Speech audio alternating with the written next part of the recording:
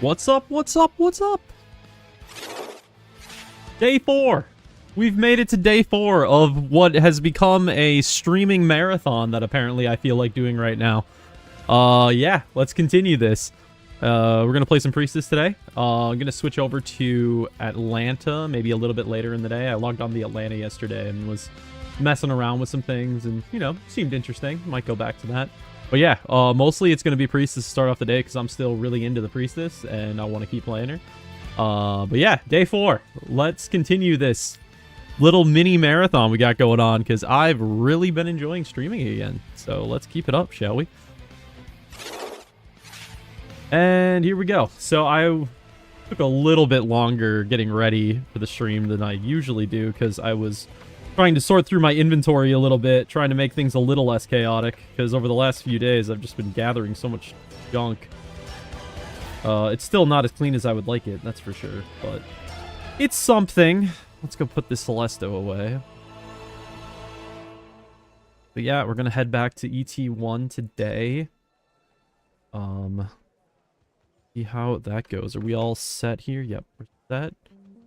We got that going. I would buy pots before heading out, but I guess that's really pointless now since you can't buy grand pots at the shop. Honestly, we should just be able to buy grand pots at the main shop. I feel like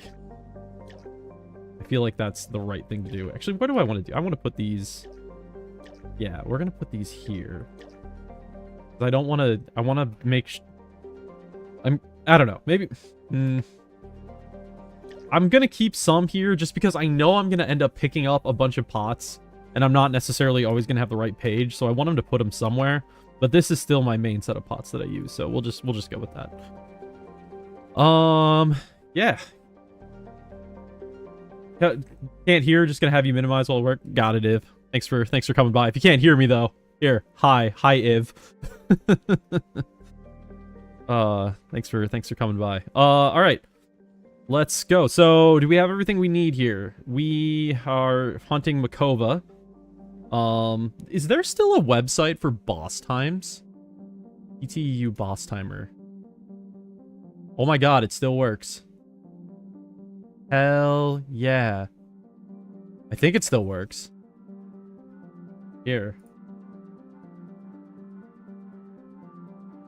Apparently, I think this is still working. I think this is still keeping up to date. So, we've got a little bit. How much do we have to wait until Makova? Oh, maybe it doesn't work. No, Makovian. Okay, 2 hours and 20 minutes till Makova. Alright, I think that's still... Yeah, that should still be before reset. So, it looks like it's in the last hour right before reset. Will be that, so... Okay. Cool beans. Glad to still have a boss timer around. Let me just throw this up on one of my extra monitors here. Okay. Cool. So we got Makova because we already did for the day. We already did Gorgoniak. So we can't do that one anymore. We have a solo quest for ET1. We have all these like bitter ordeal and warehouse expansion quests. And at some point we're going to need to focus on that. But we'll worry about that at a later date. For now, let's just head back to ET1 and continue this fun.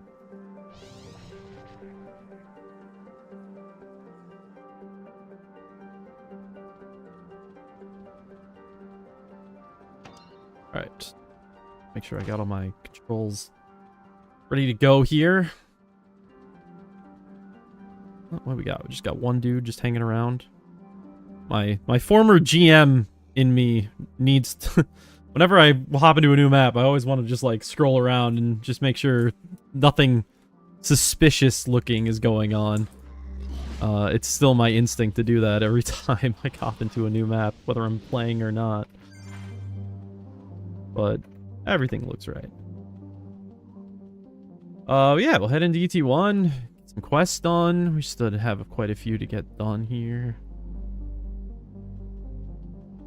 And, yeah, we'll see. Maybe 101 today?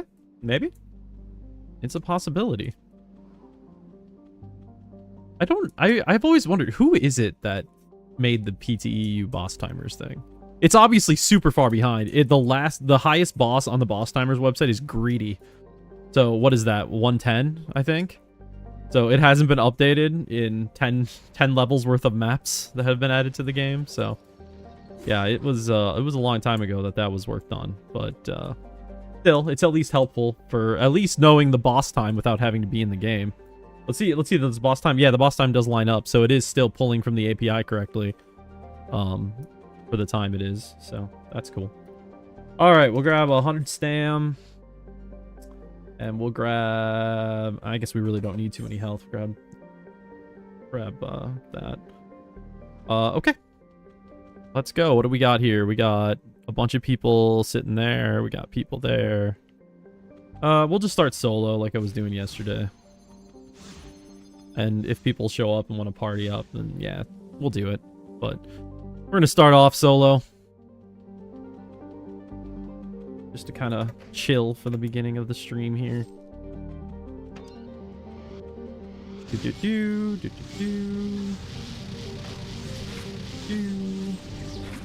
Boy, what a party we had at the end of last night. That was some fantastic XP.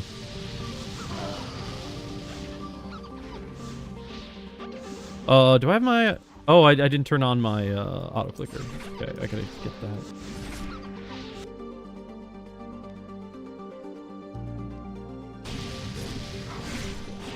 Okay. Auto clicker, run as administrator. Okay. Now we should have an auto clicker.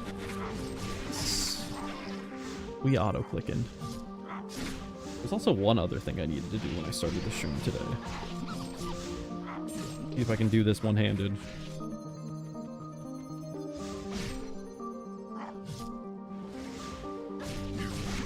Okay. Yes, Crystal. Let's get those popped, shall we?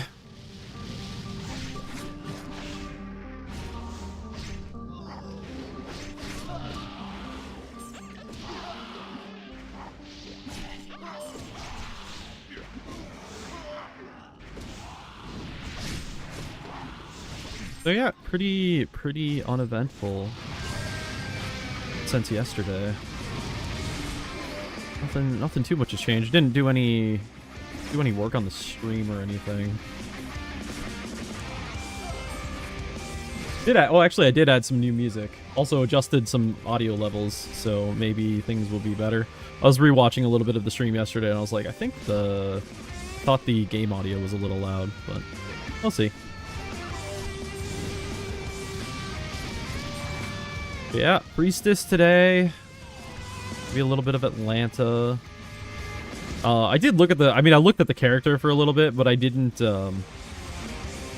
really look at the build or like any skill changes and stuff that have happened for it. I kind of wanted to save that for stream figuring out there. So we'll learn a little bit today if we do end up switching to the Atlanta. Not 100% sure if we'll do it, but we'll see. Depends on how it goes. I think there's going to be plenty to do on Priestess, so maybe not.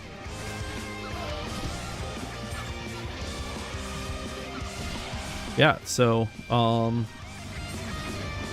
we'll see how things go, because I'm not entirely sure how I'm going to be feeling tomorrow, but I think I might do a longer stream tomorrow because of New Year's Eve, since I don't have work on Wednesday. Let's see. It's really going to depend on how I'm feeling mentally.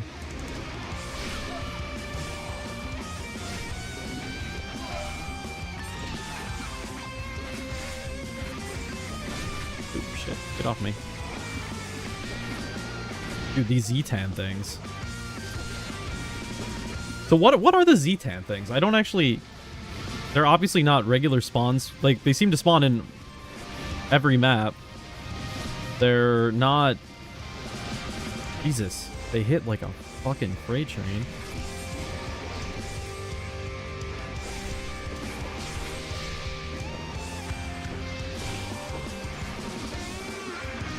What are they? Did they drop something special? I'm just trying to figure out what their purpose is.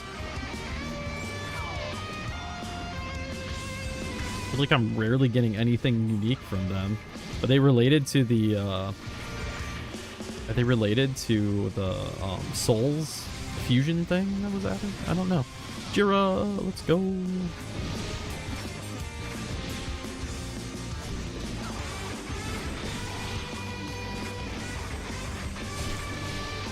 Dan1307. Thank you for the follow. Much appreciated.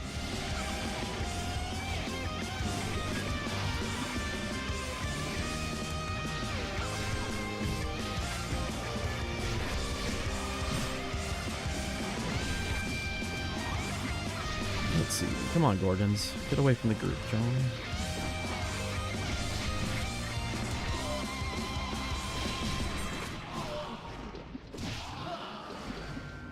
Yeah, I love having, it's definitely nice being in groups like we were in last night, at the end of the night, and gaining a ton of XP with just a huge group of people. But I also, I do love soloing, just because when you're in a, when you're with a group like that, I mean, everything just becomes so much autopilot. I played season again, so much has changed. Didn't even know it was still going, to be honest. Yeah, you know, I was in a similar place to you, about 4 years ago. I had also played PT as a kid, and when the pandemic was starting, I was like, I need to do something, right? I need to spend some time doing something. I'm like, why not relive something from my childhood? So I went searching to see if there was any Pristontale servers still around. And that's when I found this server, Pristontale EU. And started playing it then. I've taken many breaks since, but recently decided to come back and play a little bit, because I always love PT, and I especially love this server. It does things the right way, in my opinion. Much better than most private servers out there. Are there new so there are 2 different classes that were added to the game. They are official. They were officially added to the game. They're the Assassin and the Shaman. Shaman, right? Is it Shaman? I play the classes so little, I honestly can't even remember. I believe it's Shaman. And yeah, they're interesting. I don't know, they're not my style. I don't usually play them all that much. They're a little bit. Shaman is basically just a mage with a different coat of paint. Honestly, there's really not much that differentiates it from a mage, I feel. An assassin is just weird. There are some people that love assassin gameplay. I've never really taken to it. I'm a archer, mech, priestess kind of person. Those are the classes that I tend to gravitate towards more than anything. But a lot is... So, only 2 new classes that are in the game, but this server especially has changed a lot about how the skills work. Like, for example, if you've got a skill that does, that like, you might consider to have fire damage, well, now the game's been reworked so that if a skill does, like, if it appears that it would have done fire damage in the early game, now it actually does fire damage, and so when you hit something with it, it'll apply a damage over time effect. So that's kind of cool. Like, changes like that, like poison abilities that also add a damage over time effect and stuff like that. So that's been a neat little change. And a whole bunch of other things. The skills are just way different. Classically, Pristontale has always had a problem where in the early game, you're stuck with some pretty shitty skills. You don't really get an area of effect skill until later on in the game. That's fixed on this server. You get an area of an effect skill almost right away. So it makes grinding the lower levels much less painful. So that's always a fun adjustment. I would say one of the things that I love about this server compared to most of the private servers is the emphasis on early game. Most of the other private servers that exist out there, they just want you to skip past the early game as much as possible. They will have their experience rates be gigantic, and they'll be like, you'll be 8x within, like, fucking... Literally within, like, 20 minutes. You'll be 8x, because they want you to skip all that early content. But on this server, early content is emphasized. So you, like, legit play through the early game, and it's so much fun playing through the early game. I think I honestly have more fun replaying characters than I do playing higher level characters. In fact, I know I have more fun playing them. Last time you played, the 6x rank up quest had just been added. Yeah, I played during that time. It was pretty close to when I I guess I stopped playing maybe 6 months or a year after the rank up quest. The tier 4 rank up quest got added to the game. And, yeah, that was a lot of fun. I remember doing that tier 4 quest. I remember fighting the skill master. That was so cool. It always felt like such a hard fight, but it was fun. And it was so painful because you would, like, if you lost to the skill master, then you had to go find that, like, royal amulet another time. So it was, like, super painful if you didn't do it, and finding it was a pain in the ass. Early game, spending hours in lake hunting. Yep. So that's that. So there's a special thing about this server. This server has a seasonal model to it. So if you think of like Diablo or Path of Exile, how they have seasons that happen every few months where everybody starts at level 1 and plays from there. This server has a seasonal model. So right now I'm playing on the non-seasonal server because there isn't a season running right now. But every time there is a season, which is about like every 3-4 months, there's a new season, you get to replay the game from level 1. So you get to experience those same memories of playing in those very early maps with tons of people around. And it is just so much fun. There's been 10 seasons so far in PTEU. It's been going on for about 4 years now, and it's a blast. It's a nostalgia trip, let me tell you. But a lot of fun. Because, yeah, I remember the lake and, what is that? God, it's been so long since I've played the game. I'm forgetting the name of these maps. I'm getting too old. But yeah, a lot of fun.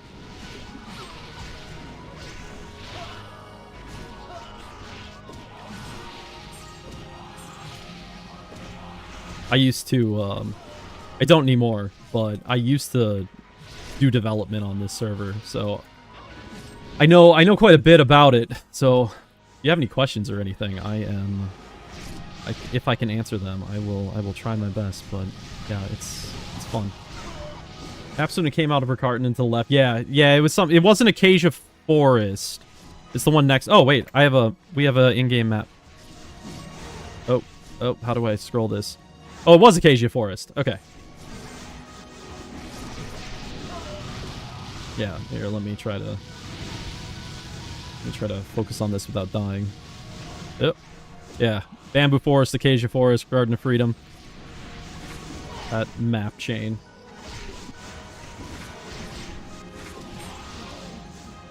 Totally get you killed. Yeah, it's alright. It doesn't... The dying in this game is not nearly as big of a deal as it used to be because they sell rebirth scrolls in shops. They cost about 100k. But you just keep those on you, and you don't have to worry about losing XP when you die. Which... I've always been kind of... I don't know. I've always been a little... I've not always liked that change. Especially nowadays that getting XP is a lot simpler. I kind of like dying, having a big... Like, really not wanting to die. It's like... I like that. Alright, I guess we're parting. Jackarex.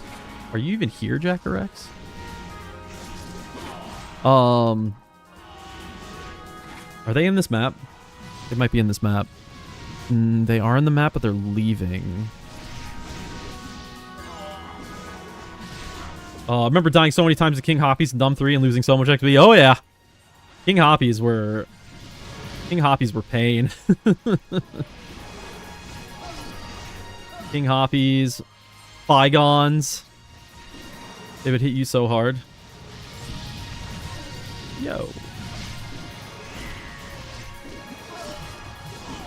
I don't know why I say yo so much in PT. I never say yo in, like, anything else in life. But I always say it in PT. I think just because it's so easy to type. I mean, I guess hi is easy to type too, but... first time I got a Flygon Crystal blew my mind. Yeah, Flygon Crystals. Yeah. Alright, it looks like it says there's an ad playing right now, so I will hold on saying anything for a minute here.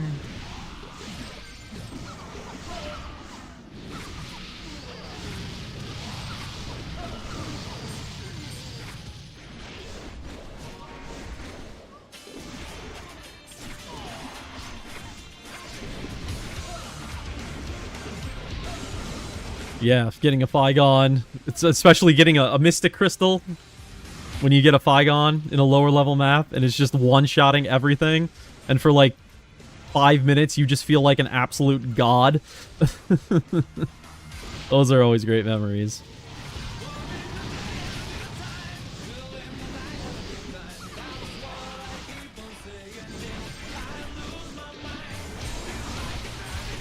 This is the one that give a random pet, right? You can get unlucky and get a Hoppy? Absolutely.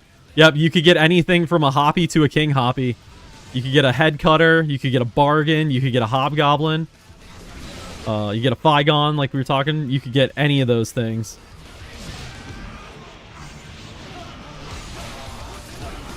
In fact, we used to... Back when I used to stream years ago, and whenever I found a Mystic Crystal on stream, we would have everybody would guess a monster in chat, and if you guessed the monster right, I would gift the sub. But I haven't done that in a while now, mostly because I don't really get Mystic Crystals anymore. But that was always fun. The game's been... Back in those days, the drops were a little bit different in the game, and you could get Mystic Crystals in higher level maps, but nowadays you can't do that anymore, so it doesn't really happen anymore. After a whole lot of reworks. Oh, here's one thing that you might find interesting that we changed with this server. Items have rarity now. So I have a green robe. I guess I have mostly green stuff on this character. I didn't realize that. Oh, here's a common. So you can get common items, uncommon items, rares, epics, and legendary items, which was a thing that never existed in the original game. That's probably my favorite update that's ever been done to this server, because it really changed a lot about how itemization works in the game. Expanded the economy in many ways, so that's a fun change. It makes farming for gear a little bit more fun and stuff when you find something that's a high rarity. You'll even see in the game chat, like here it says somewhere, Grand Boots with item rarity legendary were found by player in Forbidden Lands. So yeah, rarity increases stats. So the higher the rarity is, the more damage a weapon is going to do, the more defense and absorption you're going to get on armor and stuff like that. So it does have an effect on your overall stat gains. So they are worth it to get. Okay, I will admit, just disclosure, I am a little biased about liking the rarity system because I was the one that did the majority of the work in implementing that in the game. When I first started development on this game, when I first joined the development team, we really wanted to fix the economy because the game's economy has problems. Had problems. It's a lot better now, but it had problems with like people being able to gear themselves and being able to find drops to sell and stuff. So anyway, the idea we ended up coming up with was adding in item rarity, because item rarity is what, you know, most games of this type of genre have, and I think it was really helpful to the game overall. Little controversial in the beginning. Oh, Gorgoniac spawned. Wait, Gorgoniac spawned. Oh yeah, no, I just don't have the quest for him. Okay. That's right. I did it yesterday, so I don't have to worry about that. Game has come a long way. Yeah. Honestly, yeah, it's come a long way, but it's also one of the things about this server, and the reason why I tend to like it a lot more than others, is it still tries to stay true to its roots. It still tries to emphasize the things that make PT great. Like, when I was working on the development of the game, there was a mindset I had always, and it was, I want the game to feel like when you're leveling in Cursed Land with a group of 6 players, at the Hellspawn. I always want the game to feel like that. Gorgo drops tier S soul. Oh, gotcha. Okay. Did my teammate go there? Is anybody at it? Okay, well, I guess I'll go join. My teammate's there, I'll go join. So yeah, that was always the thing. It's like, I always wanted to emphasize that specific style of playing the game, because I always found that to be so much fun.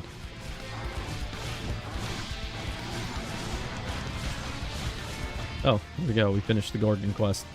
I feel so stupid. You know what? I'm just gonna put multi-spark on, just because I feel so stupid casting Divine Lightning on a boss when my skills are...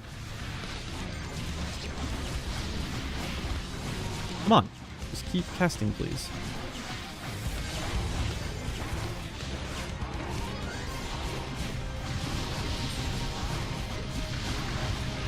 Oh yeah, there's boss fights that are on timers now. That's something that wasn't in the original game.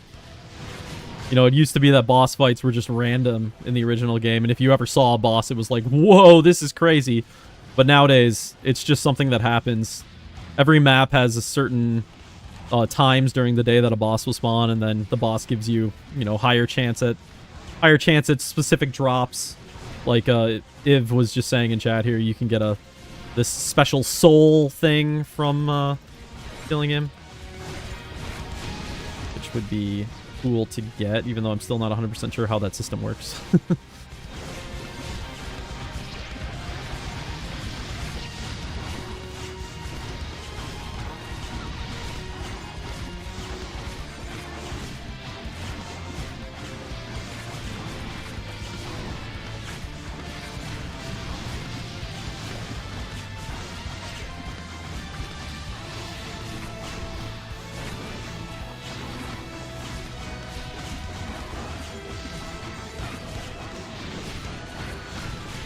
Get the kill. We did get the kill. Nice.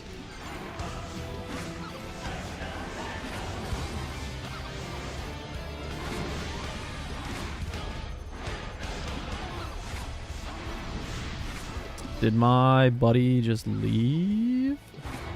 Oh, apparently I have a quest to turn in. I hit roll. Oh yeah, that's the other thing. We added quests. Every day you can do daily quests inside maps. So you're not just grinding endlessly now for no specific reason. You actually will do quests during the day. There's so many changes that I honestly forget about them.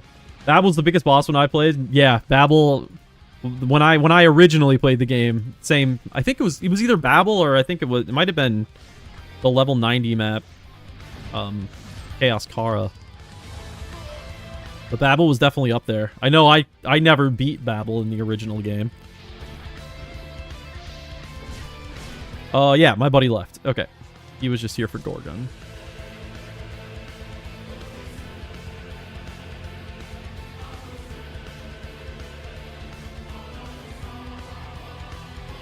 What do I got? Oh, I have Demon's Bane. Nice. Yeah, I guess one of the other changes. Oh boy, I'm just thinking of these changes. Some classes in the game had skills that were kind of pointless. Like some classes had like increase fire resistance or something as a skill.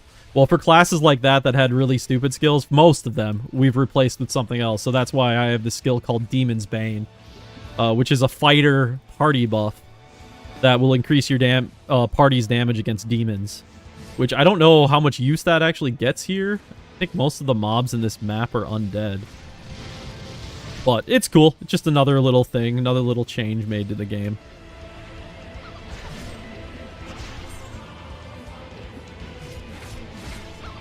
It's very much been a story for this server of making changes, but still trying to stay as true to the roots of the original game as you possibly can. Even though it's impossible in the modern day to stay 100% true to the roots of Pristontale, because as we all know who played back in those days, leveling was a fucking disaster. It would take so long to level up. I don't even know how many, probably hundreds of hours I played of that game, and I only managed to have 2 level 7x characters.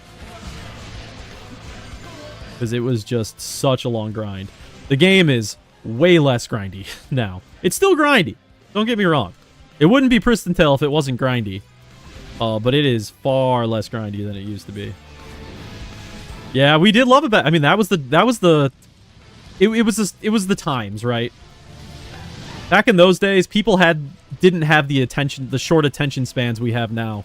We could handle the long grinds. Nowadays, though, if you try to implement a like 100% authentic experience, Jesus Christ, people would lose their fucking minds. I mean, some people on the server wouldn't lose their minds because they're that hardcore, but you would not be able to get nearly as many people playing the server.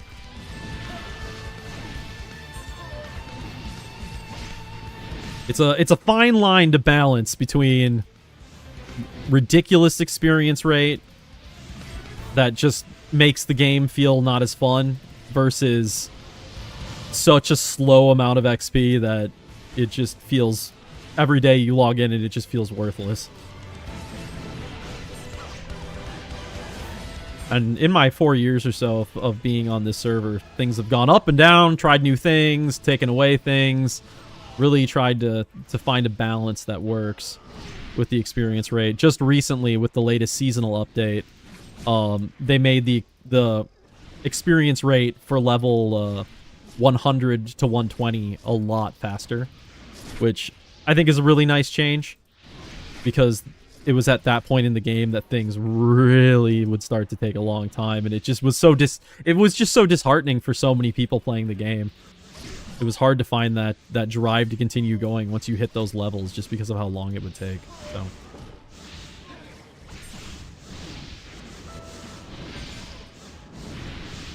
let's see. Gorgons. Will you just fucking die?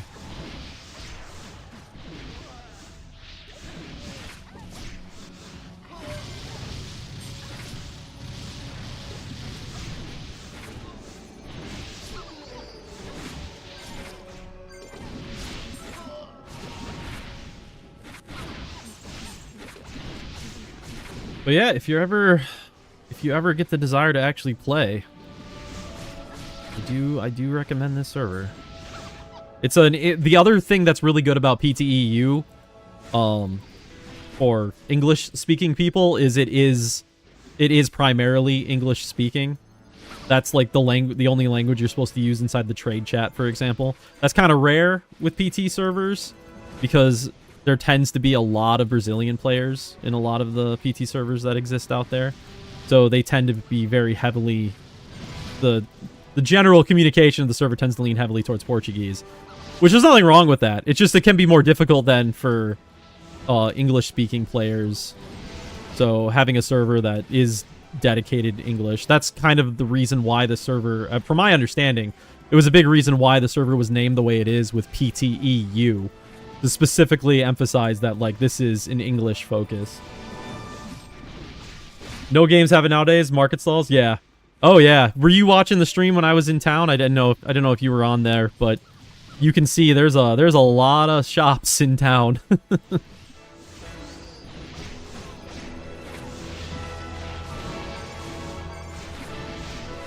It's become almost hard to walk through town. It's become so busy. Which to me is great to see that it's become so busy, because when I first started playing on this server, it had its ups and downs. There were times when the number of stalls were not super a lot. Well, here, let's go back to town right now and check it out. Since we finished the solo quest. But nowadays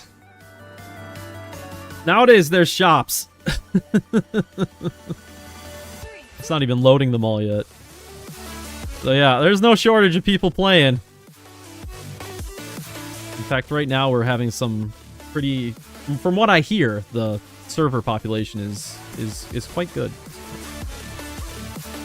Let's sell some of this shit.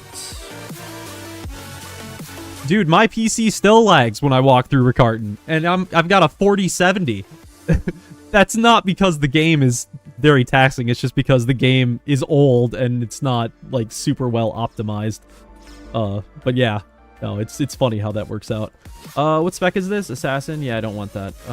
Get rid of you. Get rid of you.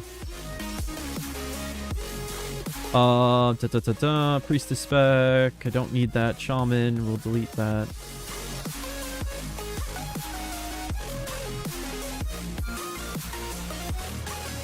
Why did it... What the fuck? Why is it not... There we go. Alright. Did my one item sell? God damn it. I have this epic Minotaur axe. If anybody is watching the stream and has a 9x fighter and they want an epic 95 axe, level 1. Let me know. Oh yeah, so here's an epic. You can see some of the higher rarities. In fact, we could probably just check out some of the shops. See some of the other rarities. Maybe somebody's got a legendary on for sale. No. Epic. Common bow.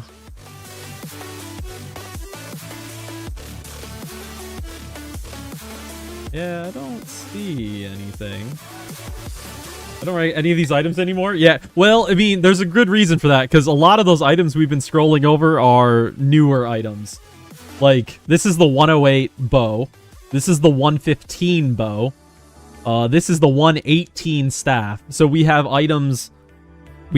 So back when you played, probably the highest level item was probably... It might have been to 70... No. It was probably the level 65 items. So Dragon's Wing for Scythe was probably the highest when you quit. A little bit later after you quit, I think the 80... So the level 70, 75, and 80 weapons came out. And then a little bit after that, the 80B items were added to the game. I think 80B was added during the ice maps. And then after that, I don't know what happened because I quit the game. But yeah, so you're definitely probably about half the items you wouldn't even know at this point. Yeah, I'm not seeing anybody with a legend. Oh, here we go, legendaries. So yeah, so this is legendary items that you can get in the game, which are the highest rarity that we have in the game currently. But yeah, they're really fun. What you can do is you can like make a low level character and just like max them out with legendary gear. I have a character like that I just like put a lot of, you know, if I find something in a shop that works for them, I'll put that on. And yeah, it's fun. It's fun. I really like rarity. It just makes things so much more interesting. Let's see. So we had the solo queue. Let's go turn that in. If I can click on them without clicking on the shop. Okay. 1. How much longer do we have to Moko? Okay, 145. Okay, we still got plenty of time.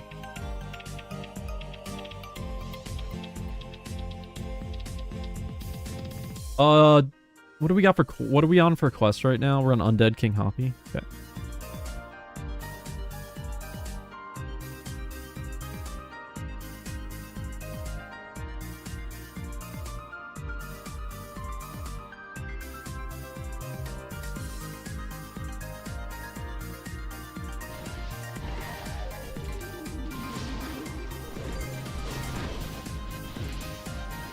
Selling rare Extreme Axe MS. I don't think you're going to be able to sell that. I really hope no mech is using an axe, because that's going to cost you some damage.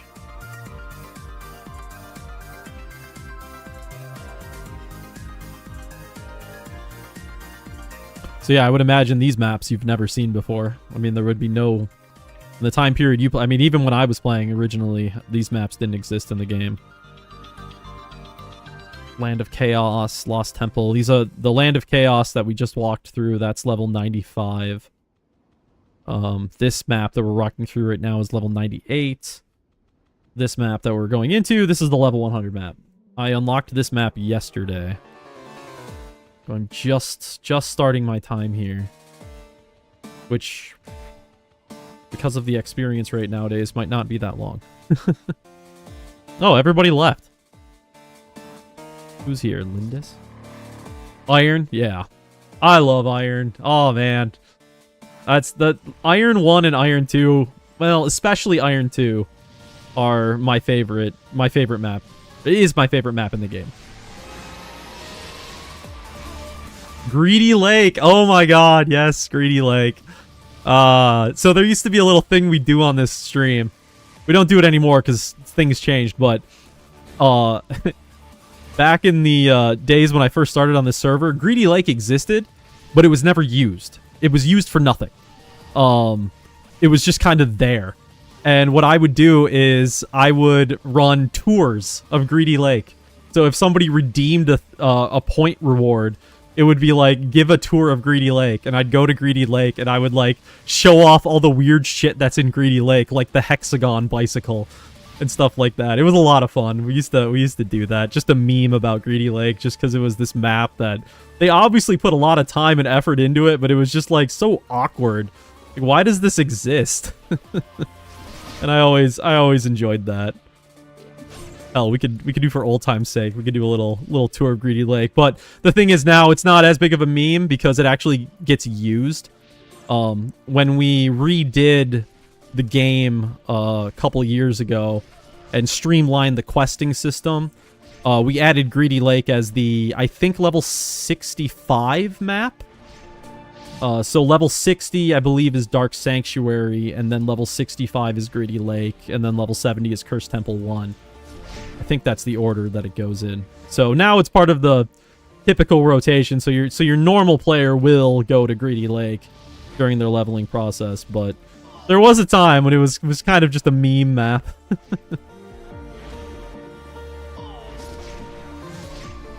Dun 3. Yeah, we don't use Dun 3. Which is sad. It is sad that we don't use Dun 3. I've pushed for like replacing Greedy Lake with hopefully Dun 3, but the problem is it's just so much work and there's just so many other things to focus on that it just hasn't been done. And I don't blame anybody for that. Changing the map stuff around. Oh yeah, Dark Sanctuary. I love DS. I probably spent more time in DS than any other map. When I was playing originally. Just like taking my archer, the rare day that I had mana in the original PT, because we all know how rare mana was, but if there was a day when I suddenly had a stack of mana available, I'd be like, oh yeah, I get to do some Dark Sanctuary perforation grinding along like one of the edges of the map. And it was like, oh, this is the coolest thing, this is so much fun. And nowadays that's just like completely taken for granted, being able to do something like that. Yeah, Dark Sanctuary is fun. I could only do DS if there's a good group. Yeah, normally when I play DS, I would just solo like the front spawn or like one of the corners spawns. Here, fuck it. I don't really care about leveling all that much. We're gonna do a little. We're just gonna run around some old maps because I know the nostalgia. I know what the nostalgia's like. I'm just here to play PT. I don't need to go quickly or anything. Also, I kind of want to go check out those maps a little bit too. So let's grab some cores. We can get back. I'll put you there. Alright, let's go to Dark Sanctuary. I haven't been there in a couple of years at this point, I think, probably. Since I haven't really played that much recently. 50+ map and the other novice go with the dinosaur mobs. Yeah, so you're talking on the east side of Nov, I'm assuming? Hell, we'll start with that. We're having a nostalgia trip today. Alright, novice go. Nothing's changed here. What's up, Chaos? Khalifa. Wow, people still play this game. Yes, people do still play this game. Surprising too, you know, a couple years ago I would have said the exact same thing. But yeah, it's a fun one. Alright, let's head over here. So I assume you're talking about Battlefield of the Ancients. I have memories of Battlefield of the Ancients because back when in EPT, when I was low level, you could obviously... Do the NPCs still turn into mobs? Yeah, they do. They still turn into mobs at night. But you could only, like, when I was level 39 with my character, you could only ever see inside. And I remember there was one time that I climbed the wall up here and I got my character into the map. So my map actually said I was in Battlefield of the Ancients, but it wouldn't let me move because Pristontale has this setting thing where if you're in a map that you're too low level for, it disables your movement. And that's kind of just their ultimate safety feature to make sure you can't get into maps you're not supposed to be in. But I was like, oh, it's so cool. My map says I'm in Battlefield of the Ancients. Oh my god. Yeah, here we go. Battlefield. Yep, the front spawn. I remember... Oh, somebody's there. I don't want to fuck with their lures. The front spawn. That's a good one. Head over here. This was always... We won't fuck with it too much because there's a person over there, but this was my favorite. This hell spawn right here. Doing stuff. I remember all the time climbing to the top of this rock to sit and wait. My climbing ability is not as good as it used to be, apparently. Come on. Normally I'd zoom in a little bit more. There. But yeah, climb on top of this rock. Wait, Phygons are new? Chaos, do you remember, were Phygons always in Battlefield? They weren't, right? Because Phygons were the map after this. The map whose name I can't remember anymore. Forbidden Land, yeah. I think, yeah, so some of the monsters in the maps have been changed a bit. Yeah, they got added. Okay. But yeah. Wait, Dun 3, it was a Dun 3 monster, but I think it was also Forbidden Land had Phygons. But yeah, you can run around here. All this shit. Oh, here's a cool little addition I can show off from the server. So, if you remember, maybe this was after your time, but they added the teleport guy in, was he in Palai? I think he was in Palai. But they added the teleport guy that would just take you to some spots. Like, it would take you to, like, the entrance of, Beehive Cave. Or Mushroom Cave, or something like that. Well, we changed that around a few years ago. And instead of him being just being a teleporter, now he has a boat. Clever neuter. So here you have a boat thing here. And so from Palai, you can click on him and he can take you to any of these number of places. So Frozen Sanctuary. Oh, we should check out Iron. You had mentioned Iron, so let's go do that. We'll go to Iron. And now you can just whip around. Hey, look, he's got a boat. A flying boat. The astral boat. Oh, what is the pro tip? Age mix your items to survive in this map. That is definitely Verbrin's doing. But yeah, good old Iron 1. All the kill mobs one at a time? Yeah. Oh yeah, when this map first came out, I wasn't high enough level to play in it. I think I might have played on a different, like a friend of mine account or something, but yeah, no, this was a tough map. Let's see, there's people at all the spawns. It's awesome. I love that there's people at all the spawns, but it means I gotta be careful when I'm running around so I don't fuck with their lures. But yeah, I love the Iron maps. There's just so much like effort put into maps like this. I love it. We'll go over here where Babel spawns. No KS, please, right? So, still to this day, this is where Babel spawns. This is the Babel Arena. Babel is not nearly as difficult as it once was. It's just a regular boss in a map. It's not like anything special. But still, you know, you get to fight Babel, which is cool. I can show you the entrance to another map. One of the things that I find really cool, one of the updates this server made that I really enjoy. We'll head to the north side of Iron 1. Okay, this music doesn't fit this. We need something epic. More epic. More epic. There we go. Everything after this is new to you? Yeah. Well, I'll show you, we'll look at Iron 2 just because I like Iron 2 a lot, and since we're touring, I'm gonna go check it out. But yeah, so this was a change that we made on this server. We added an Iron 3 to the game. So I can't go in there because it's a level 115 map. Why is it letting me in? Or where's the entrance start? Oh, the entrance starts here. Okay. But this is Iron 3, which is a very cool looking map. I wish I had a high enough level character to get in, but I sadly do not. But yeah. That's a fully custom made. It is a fully custom made map. And then it was, I don't know where exactly it was made originally, but then it was modified for this server. to make it so that it has this entrance from Iron 1 to Iron 2. It's really cool. I really love that map. Probably one of my favorite high-level maps. And then this is just purely a trip for myself. We gotta check out Iron 2. I love this map so much.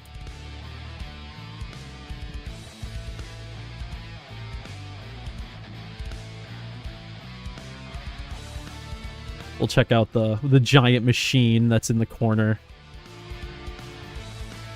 So it looks similar to Iron 1 for the most. Oh, damn it, there's a person. I don't want to fuck up people's spawns. There's too many players. Chaos, you have too many players. It's making this more difficult.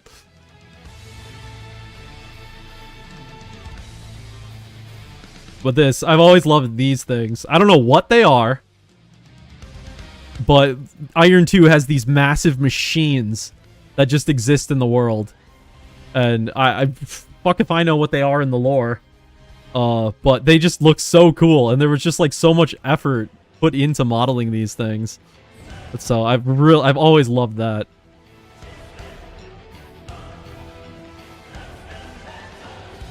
All right, and that's pretty much out going through the whole map. We'll head out now, and we'll head back to Dark Sanctuary. We'll go check that out. We'll walk on the upper Longlit Sadness 1 HP scale. I don't know what you're talking about. If we'll walk around on the the catwalks that exist in DS, if you remember those. But before we go to DS, oh, one other thing we're gonna do before we go to DS. All right, so Ruin Village. You gotta remember Ruin Village. Classic place. Right here, this area right here, absolutely just classic. Yeah, the many hours spent in this map, an early game. So much fun. But then we head over here to we're gonna head to Greedy Lake and check that out for a bit. I gotta do a tour of Greedy Lake. This is old school time right now.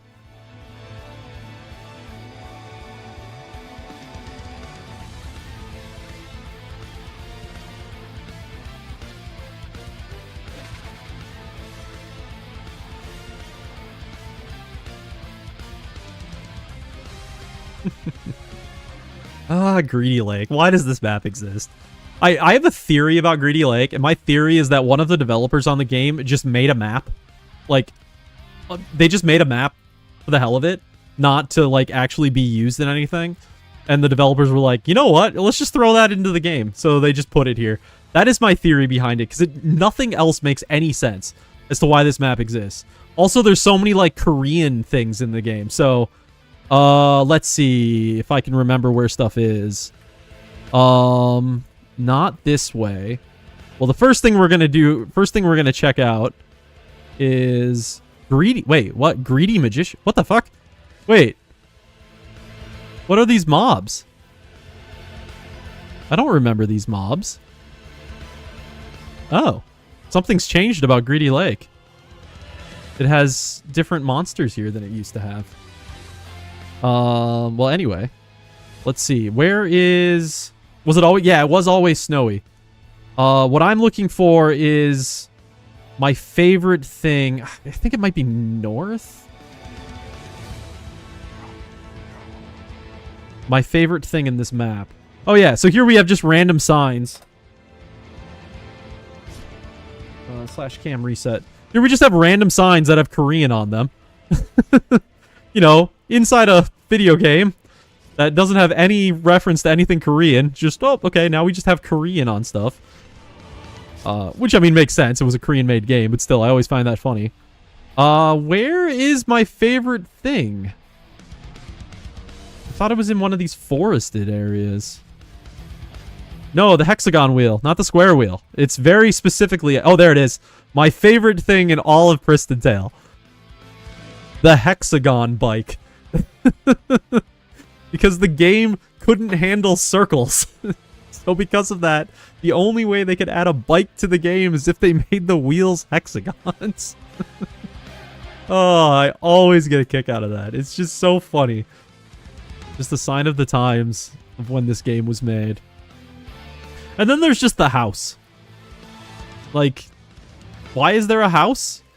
I'm convinced somebody, like, add this house or something, and they put it in here. But, yep, just the random house. So, I've always found this map to be pretty funny. Alright, and finally, we'll make a trip to the place that this whole conversation started on. Let's head to Dark Sanctuary.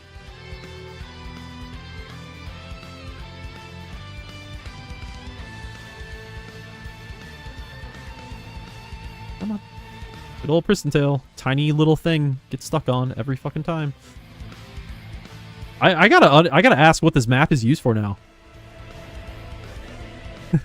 I love the pro tips. This map apparently got redone since I quit the game. So I need to... I'm curious what's the level 60 map now. Did it get switched back to Dun 3, maybe?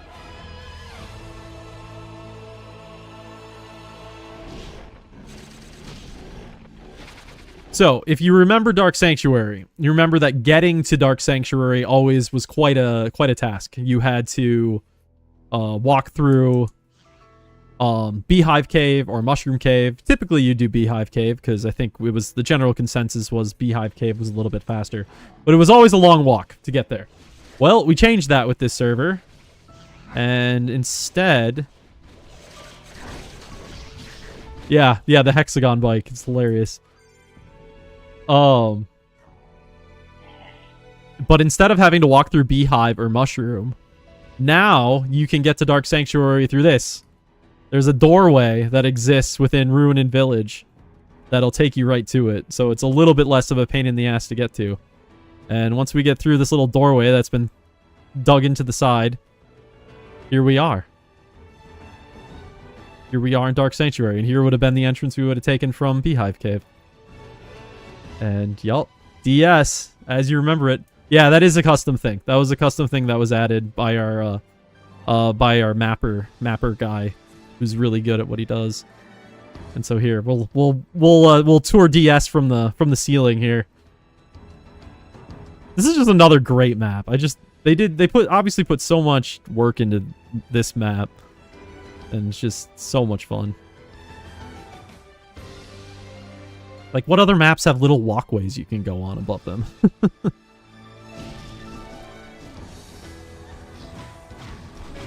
We'll head over to the Hell Spawn.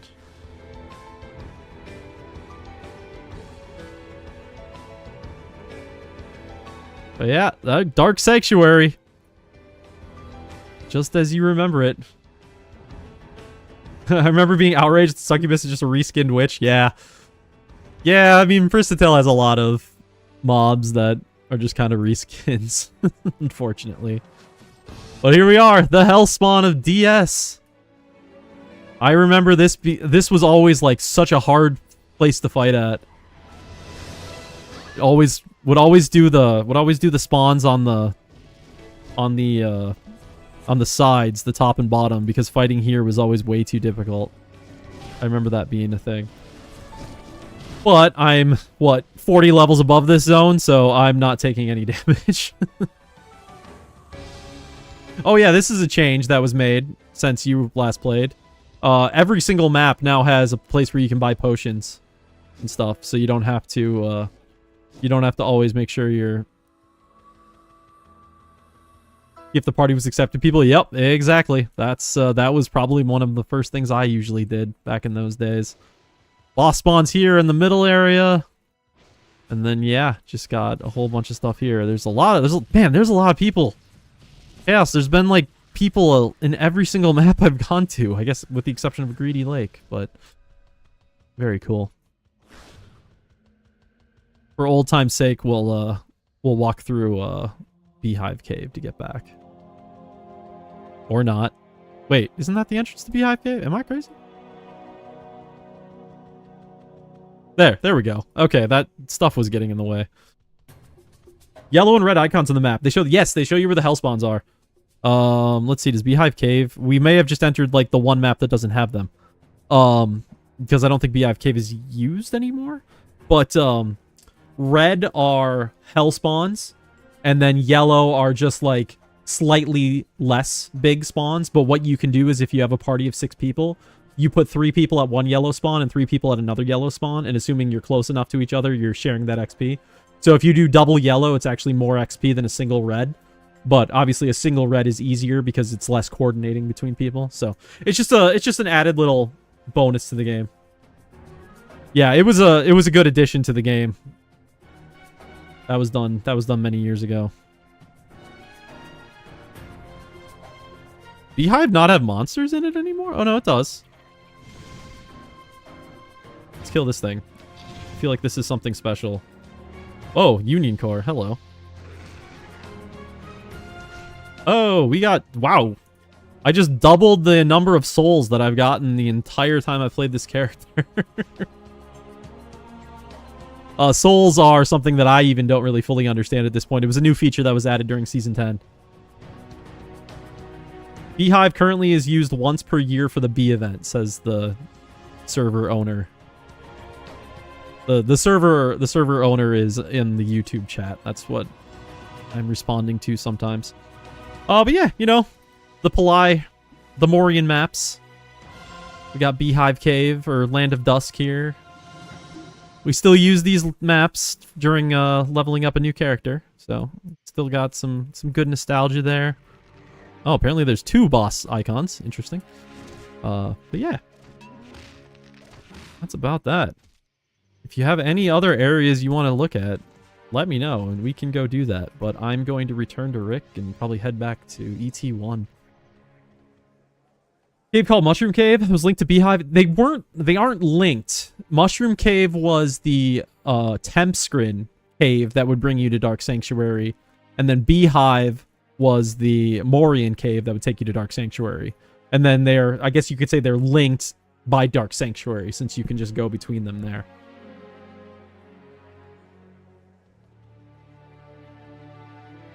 Okay, let's pick up a few more Riccarton. Let's see. Get my camera set back up.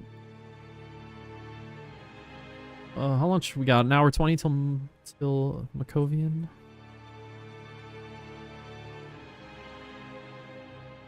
Yeah, no problem. I'm happy to do it. It's nostalgic for me too, even though I've played this server for a while. I do love seeing those old areas again.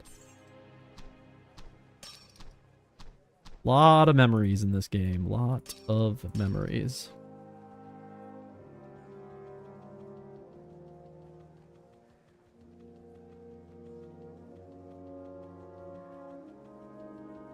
It's definitely why I like playing newer characters a bit more than playing higher level characters, just because you get all that nostalgia again. And nostalgia is a hell of a drug. The areas I spent so many hours are called the old area. Yeah. Yeah, this game went through a few different stages of development, the original game, and most of the ones that you and me would consider like the maps that we care a lot about are the ones that were all made in the very initial release of the game, right? Maps all the way up to Cursed Temple 2. And then after that, I mean, everything up to Cursed Temple 2 I consider to be like the old school maps, the original maps. And then everything from Iron 1 onward was the expansion maps, so to speak, the stuff that was added post release. Oh, we have a boat here now? Oh, can you take the boat here? I didn't know that. I'm learning new things about this server every day right now. This is what happens when you don't play for like 2 years. Which characters do I recommend to play? It's hard for me to answer that question because I'm coming back to this game after not playing for about 2 years. So I really don't know where we're at in terms of metas in the server. I think classically, or like historically speaking, when it comes to this server, classes should be balanced. There's a lot of effort put in to balancing the classes to make sure the experience is equal for every single class. So I would always recommend that the best character to play is whichever one you like the most. Really, it's a cop-out of an answer, I know, but it is honestly the truth, because no matter what class you pick, you're still going to have a good time. Iv in the Twitch chat says PvP Atalanta and PvE Priestess. So there's a person with some experience. What their response is, so.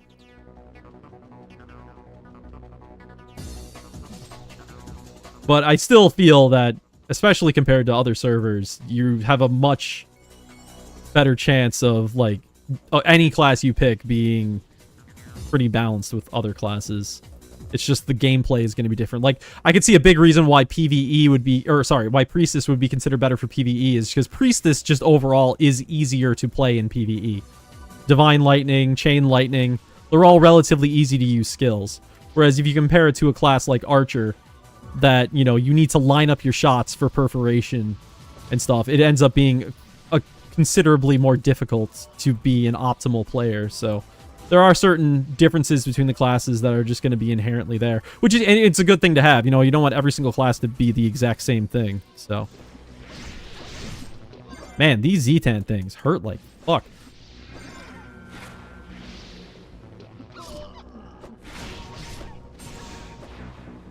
Dude, just die. I don't want to fight you. Oh, I'm gonna die. I hate these. I hate these Zetan things because I don't know why I'm fighting them. They're not giving me anything. They're just annoying. I don't understand. Why do they exist? PvP 1v5 Assassin is good too. ATA more for clan fights or I mean, Atlanta is always a classic good character at PvP, right? Because you can't go wrong with both ranged and defensive capabilities at the same time. That's always been Atlanta's strong suit. I think what's typically, historically, kind of balanced out that ability to have both defense and range is they've been a little bit weaker on the attack side of things. But I don't know if that really is the case these days. I think historically in Pristontale, that was how they were balanced. But you dying a lot, Muspel level? Muspel is level 5. I'm using level 1 virtual regen.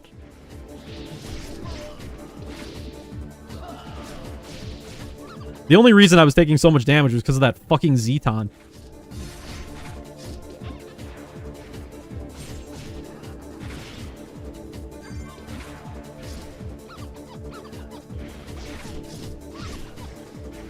Now things aren't that bad. It's only when Gorgons spawn. I'm also using a staff. I could make my life a little bit easier if I switched my wand and shield that I still have, even though I want to replace that shield with an orb at some point.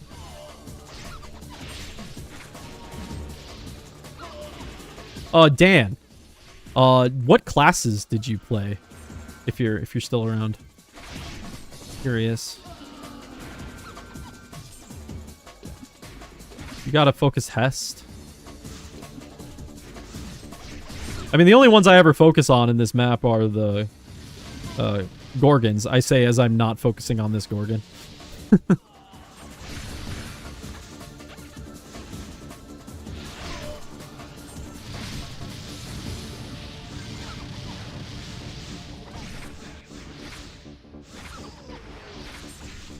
Main was a fighter at a 5x archer. The time was proud. Hey, in the original game, being proud of a 5x archer is absolutely acceptable. Because a 5x character in the original game is probably equivalent to like an 11x character in the modern game. In terms of the amount of playtime it takes. Actually, it might even be equivalent to like a 120 in the game's current form. Because I was told, I don't know this from experience, but I was told it takes 3 weeks to hit 120 now if you're playing as like optimally as possible. And the amount of time it would take to get 5x in the original server, I mean, it was probably close to 3 weeks, if not more than that, honestly. So there is an argument that could be made that a 5x in the original game is equivalent to the max level in the current game. Blue Ring. When they released the Wolverine for Archer. Oh, yeah. That I loved So when I played and when they released Tier 4, I was specifically a wolf archer. I didn't take any of the other skills. I put every single elite point I had into wolf just because I loved walking around with just a massive wolf.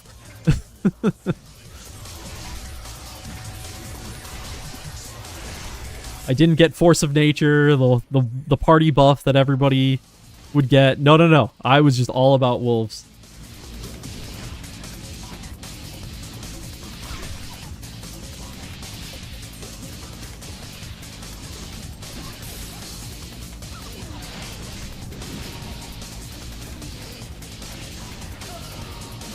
$11 days, 6 hours. 3 to 4 hours a day, probably 35 to 40 days. Okay.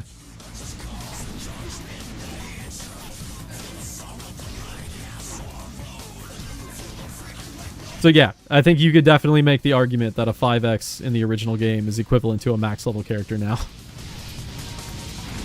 Man, I'm just fucking taking hit. I feel like I noticed this happening since I came back, and maybe it's just all in my head. It's probably all in my head, but I feel like sometimes I just feel like I'm taking a ton of damage, and then other times I feel like I'm surviving just fine. And this is one of those moments where I feel like I'm just taking more damage. I might just be kiting poorly.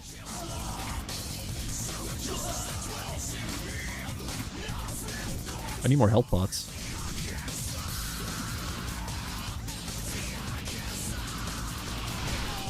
To be fair, I'm also not playing all that well since I'm focusing on chat also.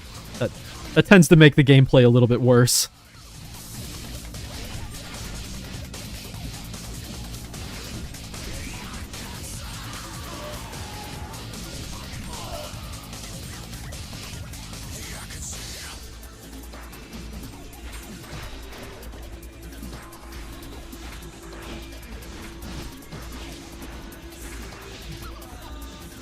Fighter, I think, only got to 80, maybe just scrapped 81, grinded iron, that's when I quit. Yeah. Let's see, do I have a fighter?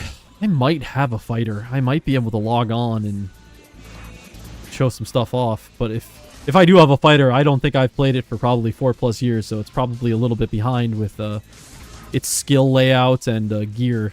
Because as the years have gone on this server, we've changed things about how the skills are laid out. Like I was alluding to earlier when I said, like, now everybody has an AoE skill at a very low level. That only happened because we changed at what level you get certain skills. Like, for example, Priestess, their very first skill classically has been healing. But now it's Holy Bolt, so that way they get an attacking skill right away at level 10. And healing waits until level 23, it looks like. So my fighter might be a little weird because I'm guessing the skills have changed since I last played it.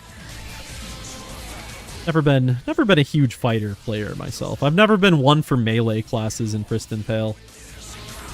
The closest I come to a melee class is when I play power mech, because I really do love mechanicians. But normally when I play mech, I play spark mech or auto mech.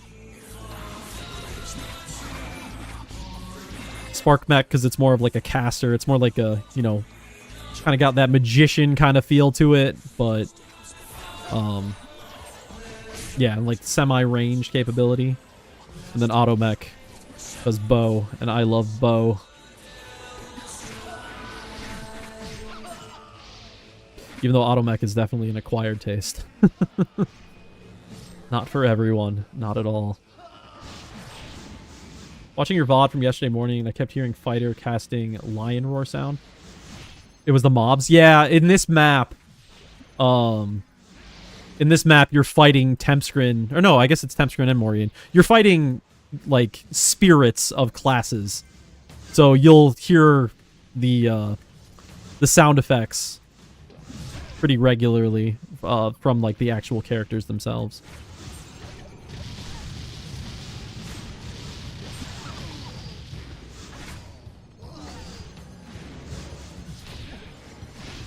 Which can get quite annoying, honestly. I think Are priestesses in ET2? I feel like there's priestesses in ET2, and then when you start fighting them, they'll constantly be doing the priestess scream. Maybe I'm wrong, but I feel like that happens. And nothing is more attention-grabbing in Pristontale than the priestess scream. There's a reason I have it as a channel point reward on the stream. Because that scream is just like, you will... you could use that as an alarm to wake up. And it would be really effective.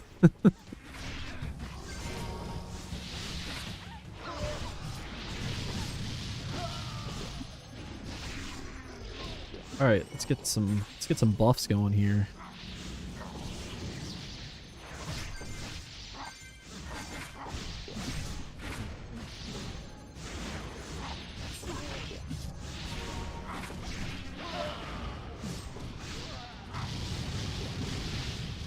I forget, I have this auto clicker set up and I've barely been using it. That's the one thing about Pristontale. It was not designed for it wasn't designed for our modern hands, and like it's just a click fest. They want you to just be re-clicking constantly. So one of the things this server does is it allows for you can run an auto clicker if you want. You just have to make sure that you can run an auto clicker, but you can't run it while AFK. You have to be attentive, and like GMs will walk up to you and check on you if you're just only casting and not doing anything. And if you get caught playing without actually being there, you are banned. So don't do that. Back when I was on the dev team and did some GM work, I did ban people for that. Mana pots on the ground a bit buggy. I mean, they're not bugging out. I have a special mod. Well, it's a visual mod thing that I have running that makes it so the mana pots display as a flag, so they're easier to see. I honestly need to uninstall it because there's so many mana pots dropping. They're no longer a rare thing that I need to worry about. But the flag mod is also used for things like if I drop this Jira on the ground, see, it'll show, hey, look, Jira. Because that's an important thing. Even though I'm pretty sure you're not going to know what a Jira is. So we'll drop a Murky on the ground because you know what a Murky is. Jira, I didn't even know what a Jira was until I like started on this server. Because that was not something that was in the original game. What a Jira is it's used for changing the spec of an item. You bring it to the mixing person. If you bring a certain number of them to the mixer and put an item in, it'll re-roll the spec on something. So if you get a really cool weapon, but it's in the wrong spec that you want it to be, you do have a chance of saving that weapon.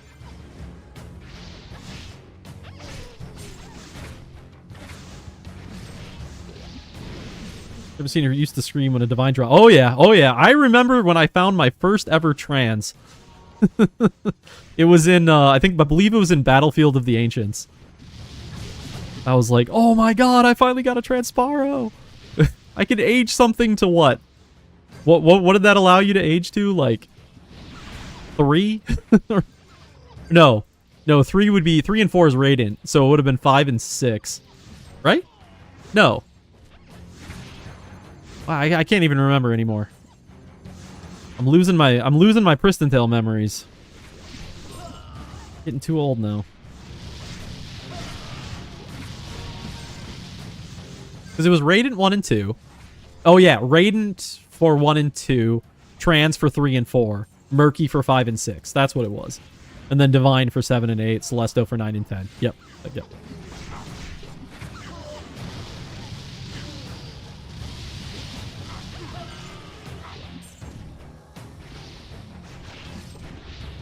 Even though I think that's been changed now. I was told that there was an aging update done to this server since I last played it, and I need to check that out. Alright, apparently we have an ad going. Alright, good night, Chaos. Thanks for coming by. Great to see you.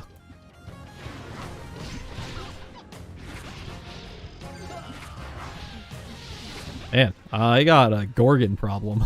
Jesus. Is this the quest? No, which quest am I on? I'm on Undead King Hoppy.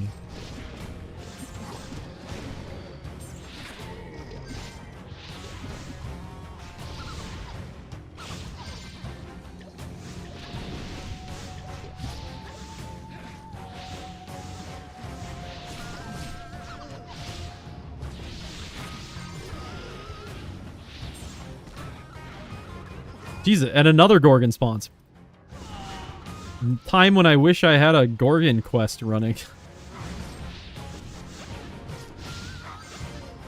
It's my, no.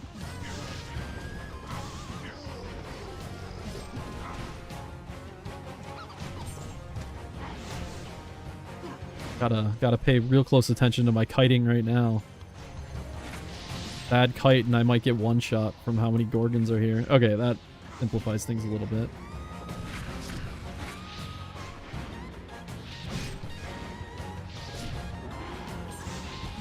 There we go. Alright. That's a little less dangerous. That's another change that's been made to the server, is that each map will have one monster that just hits way harder and has way more health, but it spawns less often. So that way there's actual reason to level up 1v1 skills and not just purely focus on AoE skills like you typically would. Because you want to kind of focus those guys down because they slow down the spawn. Because for as long as they're alive, that's one of the spawn plagues that's not going to spawn anything new. So you want to at least put a little bit of effort into focusing it down. And that's what I was trying to do there. Even though normally you don't get like 4 of them at the same time. Exeth, nice to see you. Welcome to the stream. You missed a little nostalgia trip we went on. We did a little tour of some maps around the around Priston. Went to Greedy Lake, went to DS. Fun little journey. Saw the hexagon wheeled bike, which I still to this day, if we ever add mounts to the game, I want the hexagon bike to be a mount, and I would be deeply disappointed if we didn't add the hexagon wheeled bike as a mount. It would look so stupid to have somebody riding on it, but that's what makes it so beautiful. Let's see, Enigma Dagger, pick you up. So yeah, 48 out of 85. That's good. We're already at 70%. Man, we might actually hit 101 tonight. That would be crazy.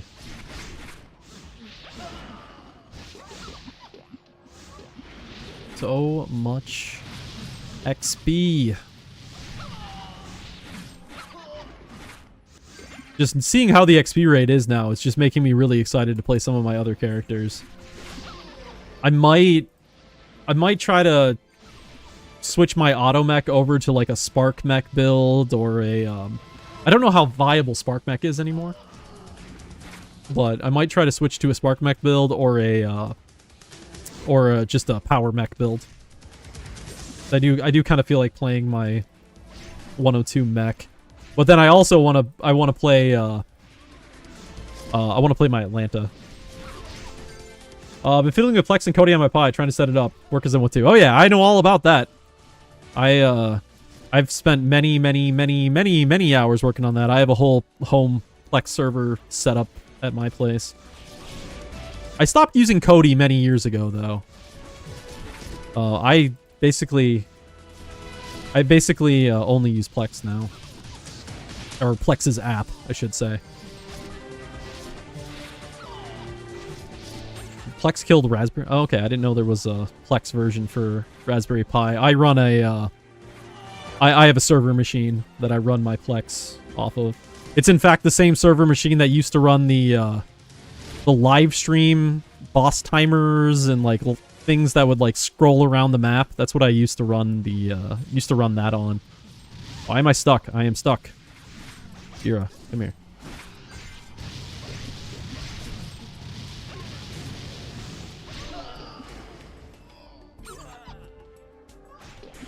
Yeah, I have this one set up for my Plex server where there's this program called, and it's the weirdest name, DizQue TV. DizQue, I think is what it is, and it's this application that you can run that basically turns your or basically it makes it so you can have TV stations that are viewable on Plex. So what I've done is I've set up a bunch of different TV stations that play different shows that I like. So if I ever want to just watch something on my Plex, I can just switch to that channel and it'll like auto be playing something without me having to like choose stuff. So it's great for like old shows that are, you know, have episodes that are like one-offs, like old Star Trek, and for me specifically Stargate. I watch a lot of that on that.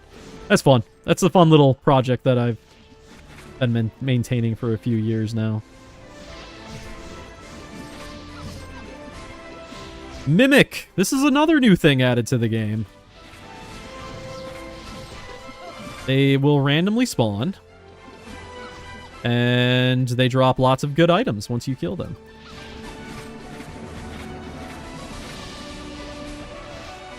A fun little thing.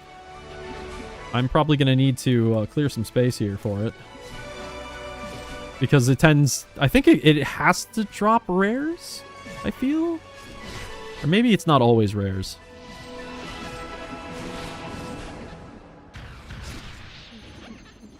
Yeah, Cody's UI. I mean, there's a... I just didn't really have a need for Cody anymore. With Plex's user interface. It could do everything I needed Cody for previously. So I probably stopped using Cody 5+ years ago at this point.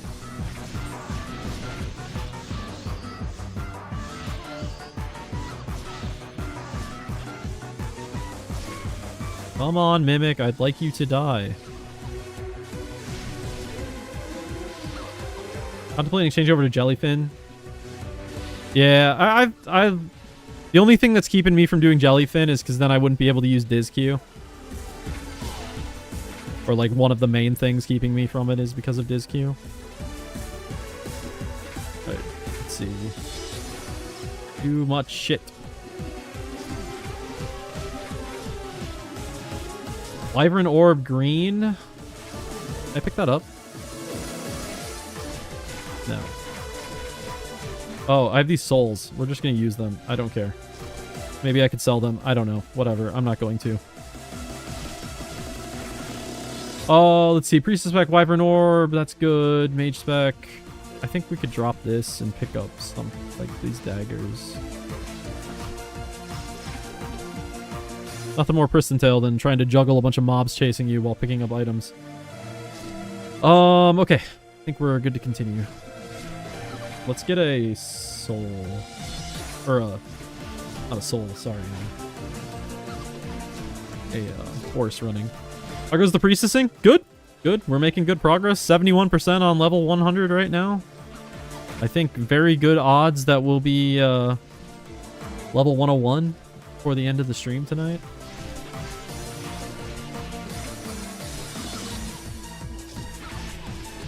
We shall see.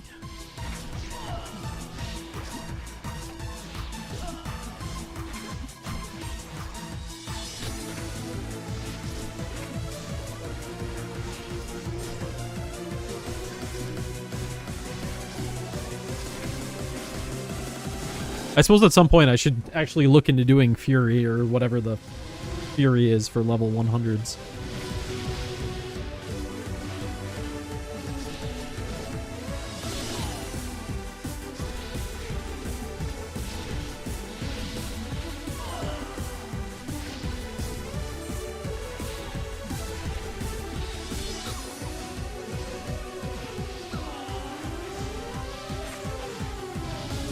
Oh, these higher levels maps don't have webs. Oh, webs. Yeah, we, are webs still gone from the... At one point on this server, we removed webs from, like, Dun 1. But then I think, actually, at a later update, they were added back, but the amount that they slow you was reduced. So they're not as bad. They're still there. But it's not like the old days when webs were like, dear God, dear God.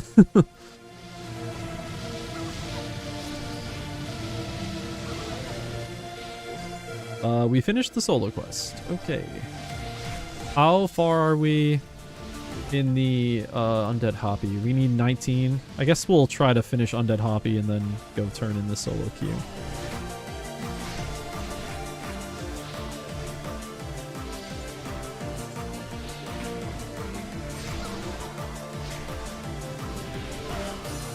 Variant of them on another map? Maybe? I mean, I know they were in Dun 1. Were they in Dun 2 and Dun 3? Feel like they were in all of those maps, but I don't remember if there was like a higher level version of it. There is the... Oh, there's the Avalon Archer in Iron 1. That I think would slow you down a little bit with their bow shots. Or it would do like something to you with its bow shots. I feel like I have a memory of that. Maybe I'm wrong. We need to get more health pots, because we're actually starting to run low. Let's, hey, how many health pots on the ground here? There is, like, no health pots on the ground. Cursed Temple. Did Cursed Temple have something like that? I don't remember.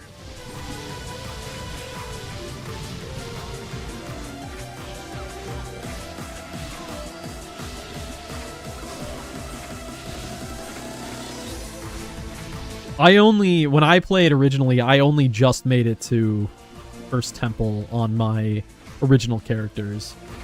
So CT1 was, I think, the highest map that I personally ever got to.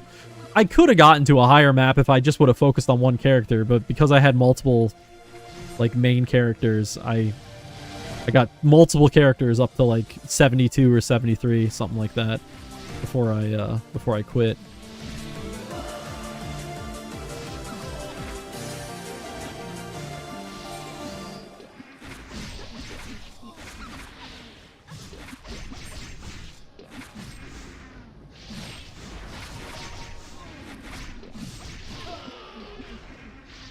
Summer CT1 saw that mob that transitioned to... Oh, Hulk! Yes, the copyright infringement. Yeah, let's hope Disney never finds out that that Hulks exist. But yeah, the hunky that would attack you for a few minutes and then eventually would turn into a Hulk. And there was like a quest that you had to do, which was like kill 10 of the Hulks or something. Yeah, those were funny.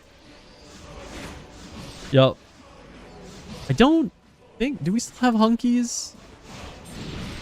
No. I think we just have straight up Hulks now. I think the hunky stage has been skipped. And I think the Hulks are just like the big mob for CT1. If I'm remembering right. It's been years since I played that map on this server, so... Alright, health pots. I just want to pick up the health pots. Just give me a couple health pots, please. So I don't have to go back right away.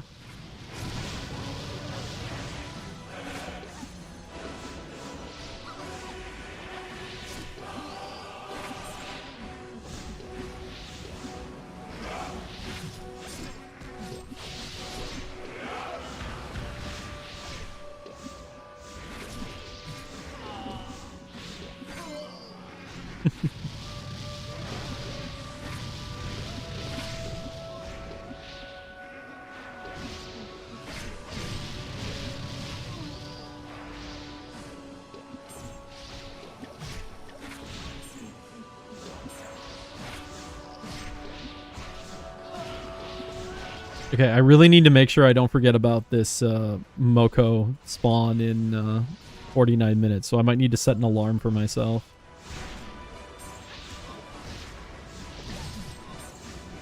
That's what I used to do on this stream long ago, so I'd always have to set alarms for myself when things happen, because I would just get so distracted by chat and whatnot. Can't miss that. Can't miss all that XP.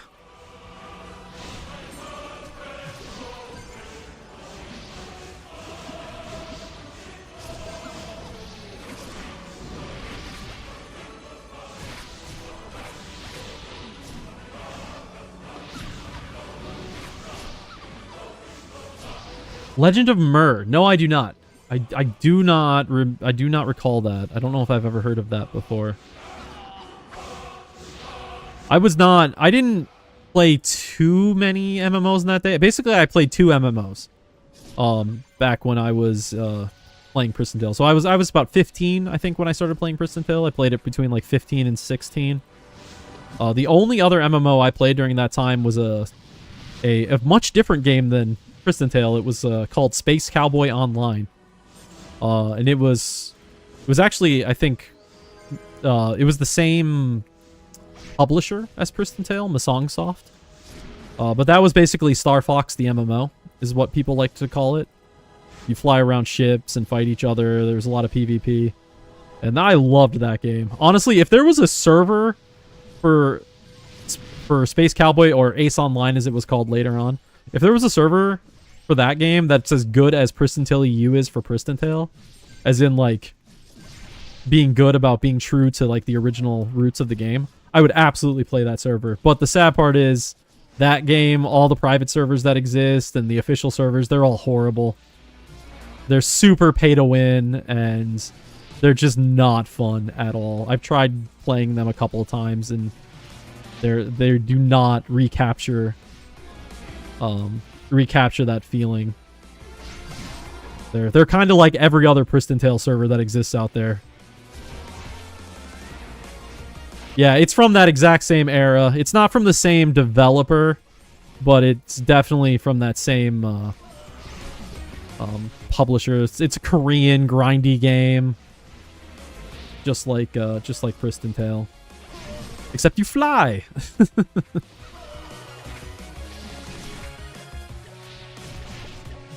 And I loved it. I was actually quite good at that game.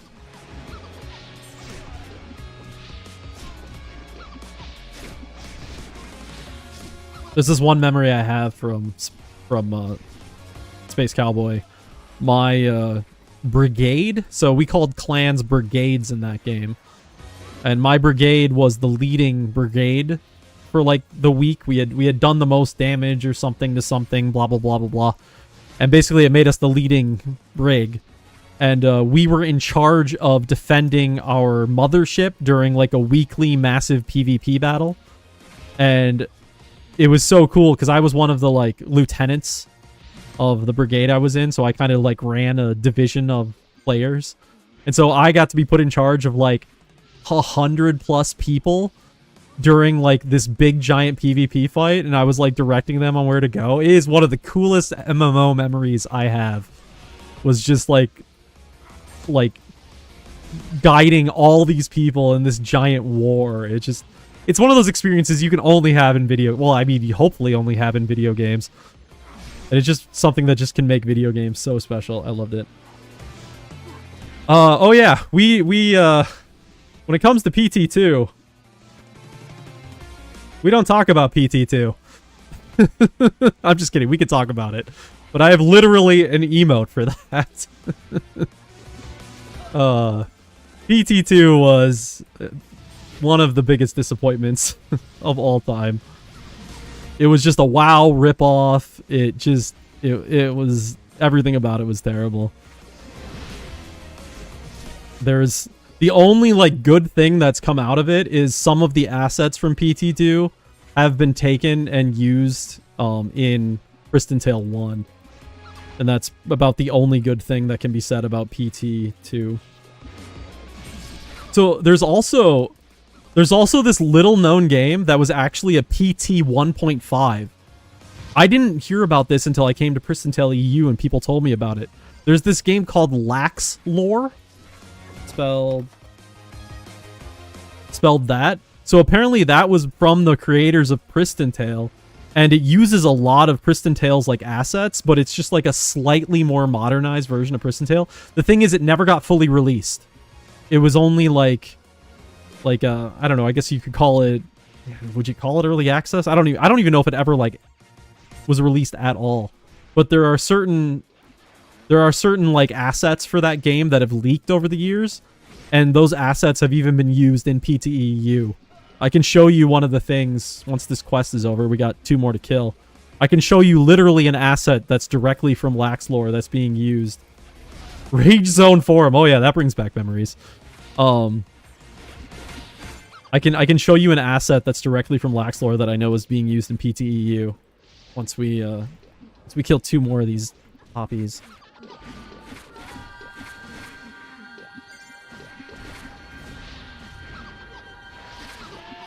That should be it. Yep. Okay. Let's get out of here.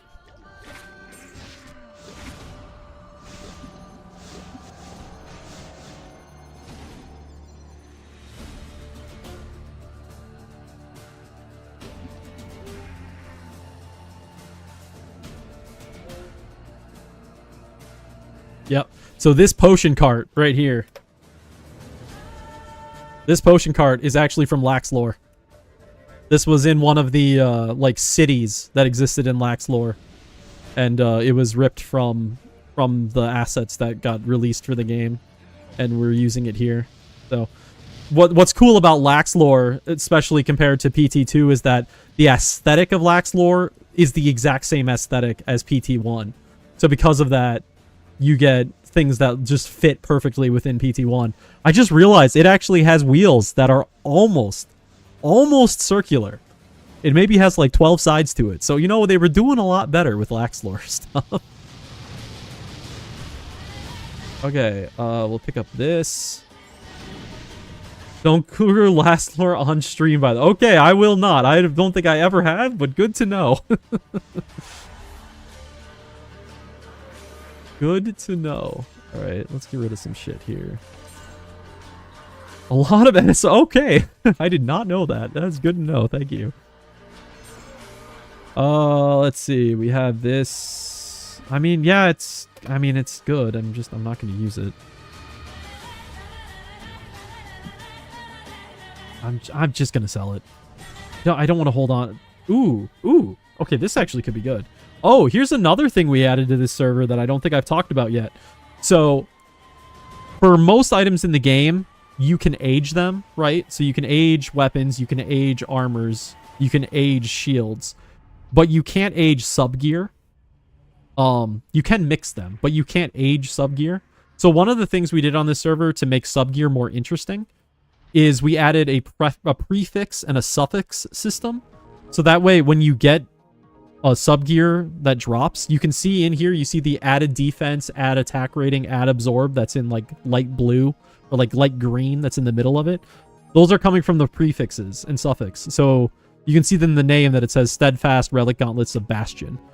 And you can, like, if you hold down this button here, you can see the different stats that are getting added by the prefix and the suffix.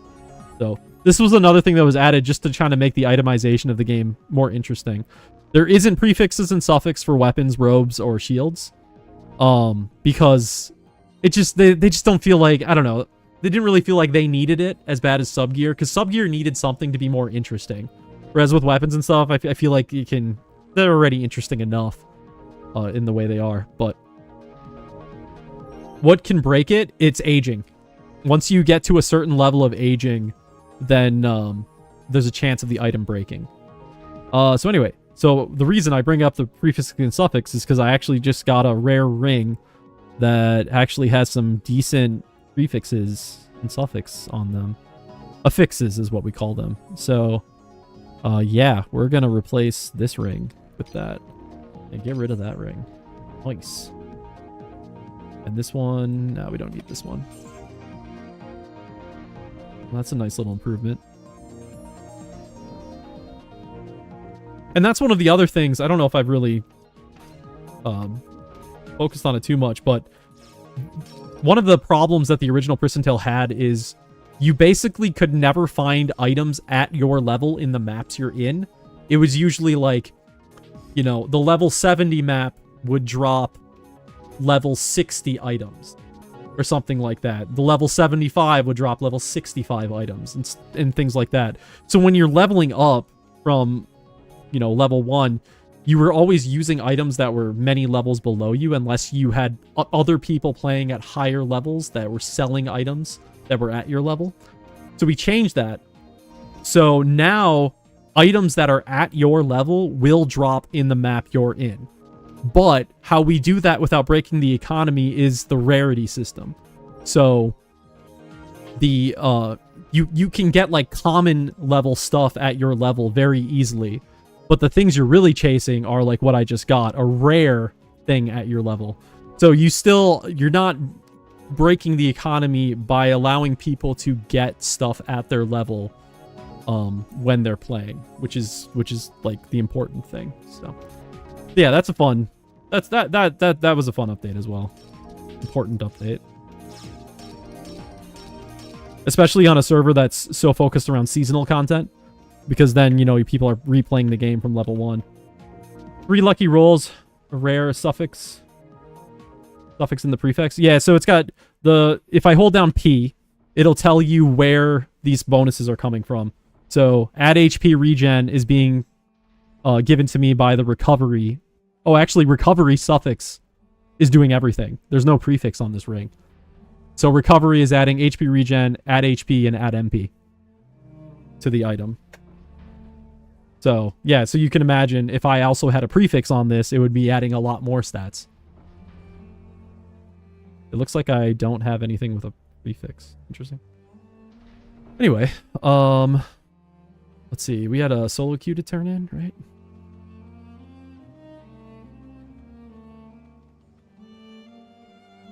Yeah, again, I have to preface all this. This is also something that I made, the prefix and the suffix system. So I'm a little biased in it, because that was a whole system that I proposed and created.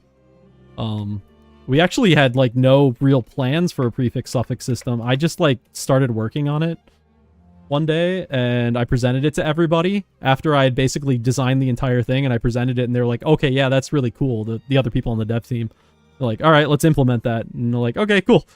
So that was something we added many years ago at this point.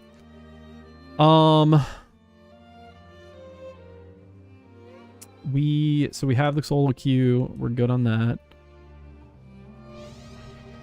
We gotta make sure we buy pots when we get back to ET. And we have 36 minutes till Moko. I gotta set a timer. Timer for 30 minutes. Or, well, set it for like 32 minutes. Yeah. Actually, set it for like 34 minutes. We don't need to be that early.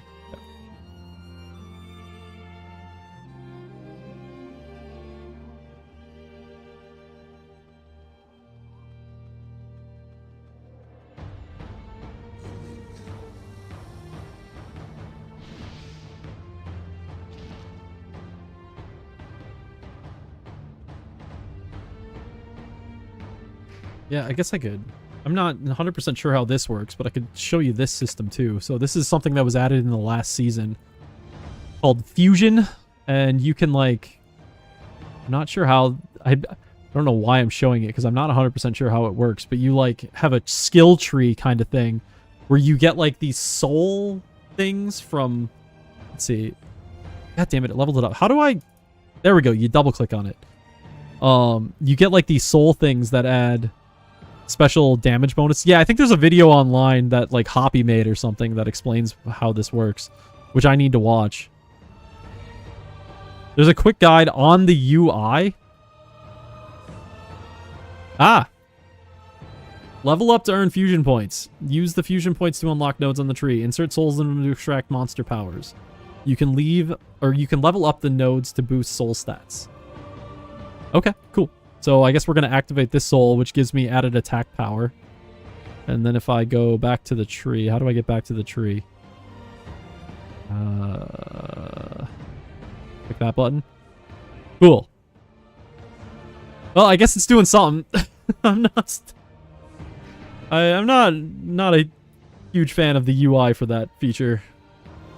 It feels really clunky, but then again, it's Pristontale. It's not an easy game to code for, so that is the one thing about. So when I was on the development team, I got to learn firsthand because I was in the game's code. I got to learn firsthand just how messy the code is for this game. It is when people joke about something being held together by duct tape, this game is held together by the strongest of duct tape. We needed extra duct tape. to make this game stay together. It's bad. Is the fusion system why there's a tiny armor? No, that's actually pets.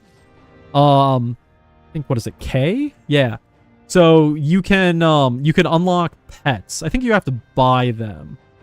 But what the pet will do is the pet will pick up gold for you while you're playing. The higher the rarity the pet, because there are rarities to them, the faster they'll pick up gold. One of the main reasons too that I have it is it actually increases my carry weight by 150, so I can hold a little bit more. But yeah, that's the pet system. Arma's the basic pet that you get without anything else. On some of my other characters, I have like a Flygon that follows me around. There's some like really fancy ones that are like unique mobs. We lost our spawn to an 11x. Okay, that's where I kind of I'm annoyed by the whole soul system thing, because it puts high levels in the lower maps taking the spawns. All right, I guess we're gonna do a double yellow spawn. We should be fine. We're just gonna have to focus a little bit more on luring. Come to me, all you flags. Also, we'll have to take a little bit more damage.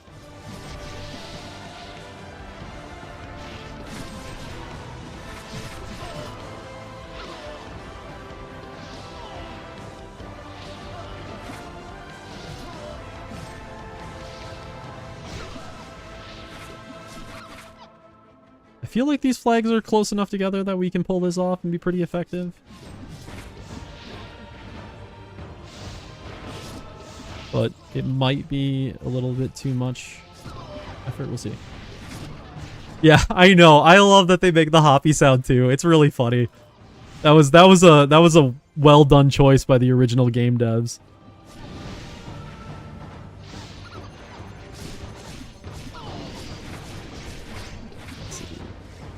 Boy, I feel like I'm going to be spending all the time luring.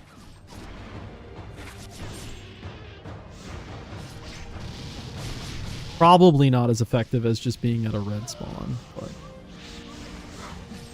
it'll be okay. We're not here for super efficiency. Super efficiency is how I used to play the game. Now I just kind of just want to hop on and kill things.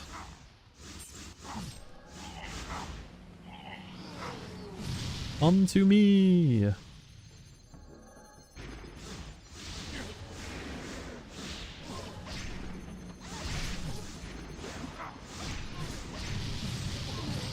Oh, I was always a lurer too. Whenever you get like a mage or something, I would happily take the role of lurer. Honestly, I enjoyed luring. There's something about controlling monsters in Pristontale that I've always loved. Just the whole art of kiting and stuff. One of the things that I love about Pristontale that I don't know if people like really pay super much attention to, it's the lag that is in Pristontale. Yes, I'm saying I enjoy the lag. I love that monsters have a leg to them. So they like see you, they head to where you were, and then you can run away, and then you can control them and get them to stop in place because their AI isn't like constantly updating to your location. Like those guys, they just ran there, but I'm over here now. And I've always loved that about Pristontale. And I think there's been proposals to like fix that, and I've always fought adamantly against it because I think it adds a lot of skill to the game in a way, to how you like manipulate the battlefield. And I love it. I've gone in depth on this stream about all the reasons why I love that system before.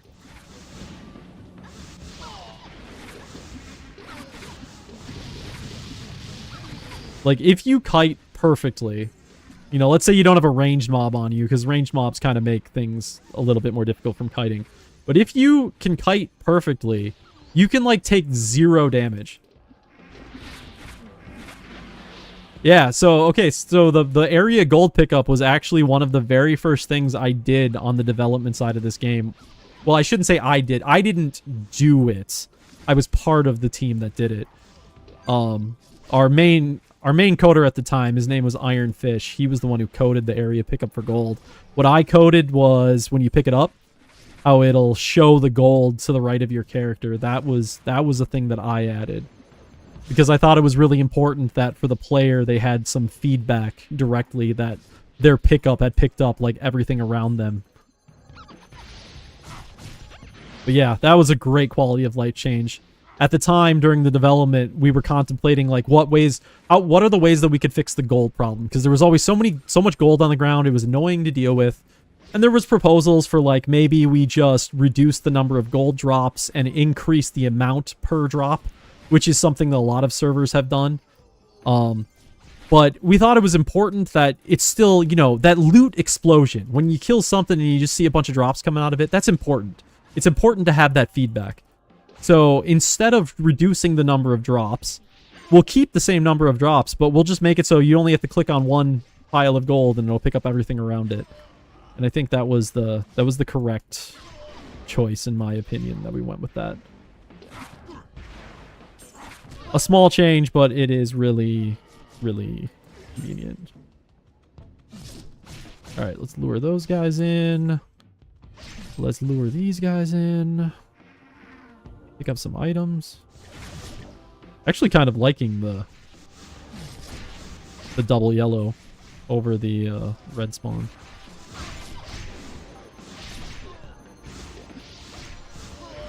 You still have teleporting back to town and still hearing the gold sound because our party is picking up? Yep. I don't think that's a thing anymore. I think we did fix that at some point. That might have even been before my time. But yeah, I do remember that.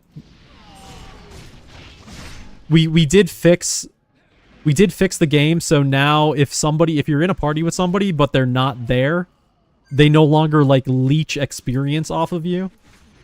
So like the party XP will only count if people are within proximity to each other. So that's a nice little quality of life change, because it used to be like anytime somebody left to go like get pots or something, it's like, oh, well, you just cost the party experience. And like the hardcore things would be like, you know, leave the party till you come back. It's the thing where you can only party someone with so many levels. It used to. When I first started on the server, that was still a thing. I believe it's been changed because now there's a scaling system in the game.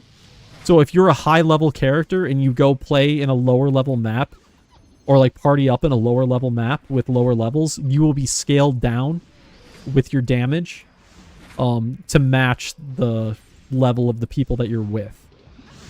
So we did that so like higher levels could still like, you know, play with friends or something, or help out friends without them being completely overpowered and just kind of ruining the fun. So I believe that's how the system works now. I haven't actually tested it myself. This was something that happened since I left the game.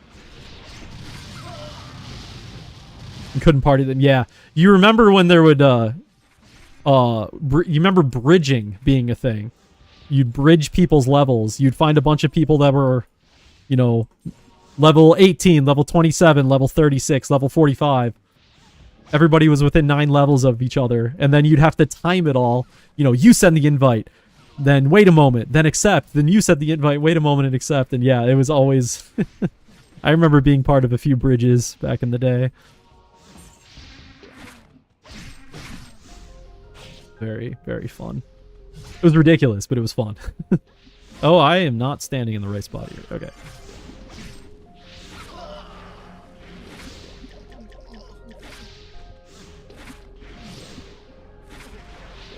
All right, what do we got? We got 22 minutes still, Moko.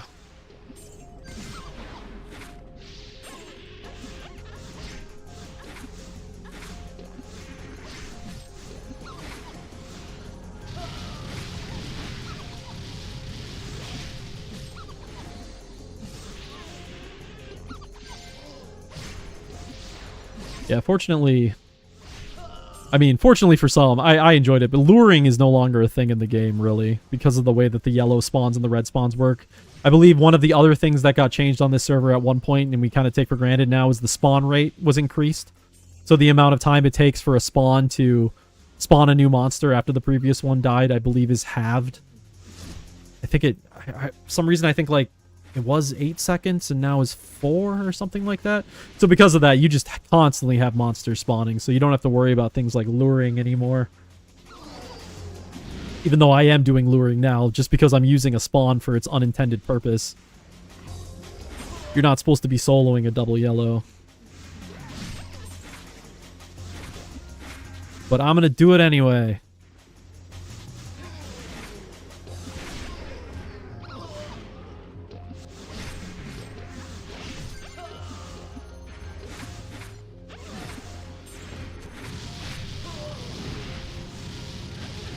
Usually in the game, you don't have double yellows this close to each other. You just happen to have it in this map because there's so few places to put a double yellow spawn. Some of these maps are just really poorly made. That or they were made very specifically for hunting and not really for grinding. So now that we're kind of repurposing them as grinding maps, it becomes a little complicated to get the spawn set up correctly. So that was always a problem on the development side.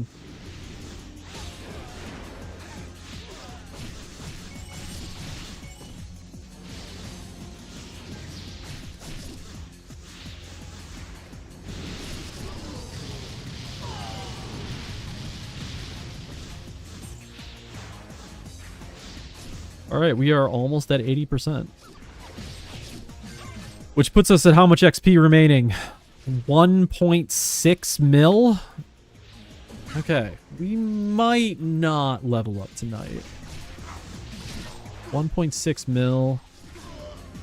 We've got Moko to do, which is 200 mil. Yeah, it's probably not happening tonight.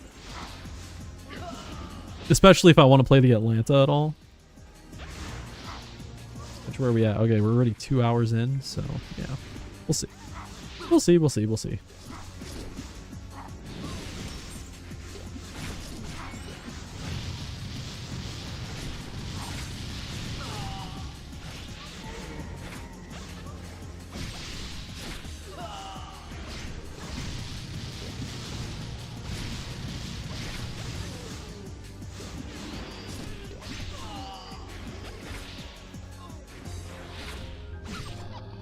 Oh, I got a Christmas costume recipe. I never catch the Christmas stuff just because it just blends in with all the other shit that's on the ground. I really gotta turn off the mana potion thing. I gotta make sure I do that after stream today. It is just completely unnecessary. Oh, that's another change, I guess, that the servers made. You know, classically in PT, mana was hard to come by. Some servers make it so that, like, the only way you can really, like, have mana is by, like, you know, paying with real money for items that, like, increase your mana rate and regen rate. But this server does have items like that, but they're totally not necessary because the amount of mana that drops in-game is easily enough to maintain your skills, which is really important. But we do not sell mana in shops. So it's still something you have to go out and find yourself, but it's very easy to find it. So that's a pretty major change from the original game, because there's just no reason why using skills should be a difficult thing. Yet in the original game, for whatever fucking reason, the game designers were like, yeah, we should just make it so it's hard to use skills. What? Is that not the whole point? I used to love my auto mech simply because I didn't need to use mana pots. By the time I had to reuse my buffs, my mana would have regen naturally. So I was like, sweet, a class that I can use without having to worry about mana.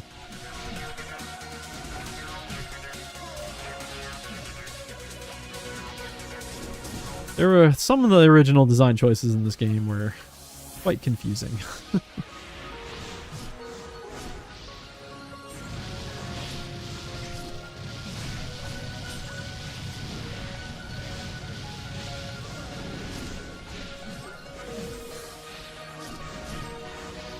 Oh, another change that we made to the server. This thing. So, Pristontale is much different than a lot of MMOs. Like, think World of Warcraft, where you have a skill bar, right? where you have a thing listing off all of your skills and showing you what your cooldowns are and stuff like that. Some Pristontale private servers do have a skill bar kind of thing. But when I was on the development team, I didn't really like the way other servers had implemented skill bars. I just felt they didn't feel very Pristontale to me in the way that they had done it. So one of the things that I worked on was this. So it's kind of like a little cooldown tracker thing where you use a skill and then after a certain amount of time, this pops up. When there's 5 seconds left to go, this thing will pop up showing the skill icon, and then it will glow and be like, okay, you're ready to go again.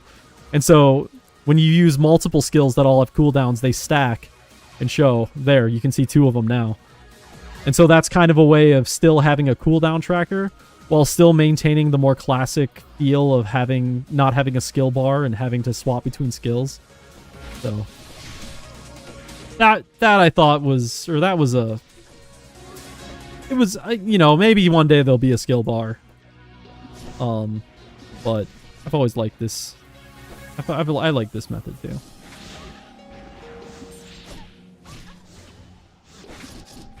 Okay, so the Hess always spawn with the Zetans? Is that what happens here? Okay. What are the point of these guys?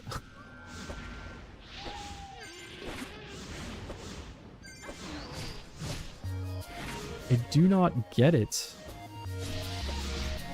Are they just meant to be annoying?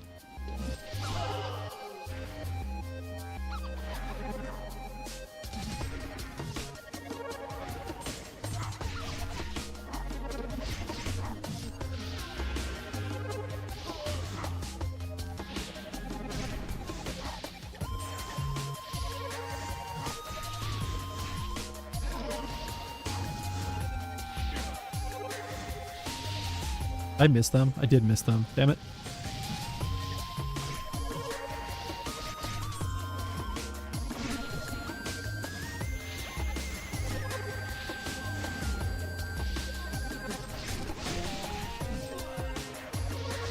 Get over here.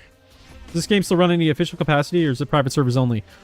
I think the official server is closed now. I think. Somebody correct me if I'm wrong. At least the EPT one is.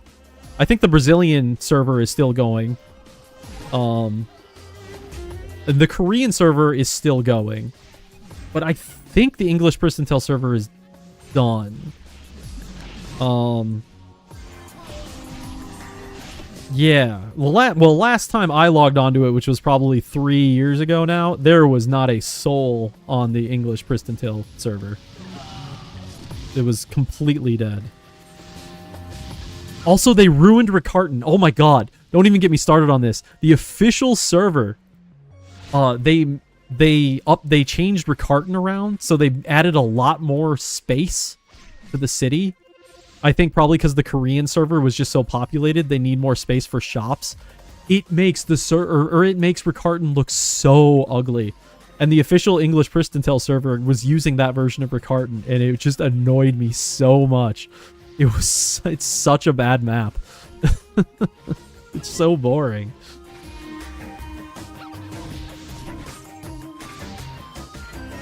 So I'm very happy that Pristontale EU uses original Riccarton. Weight limit exceeded.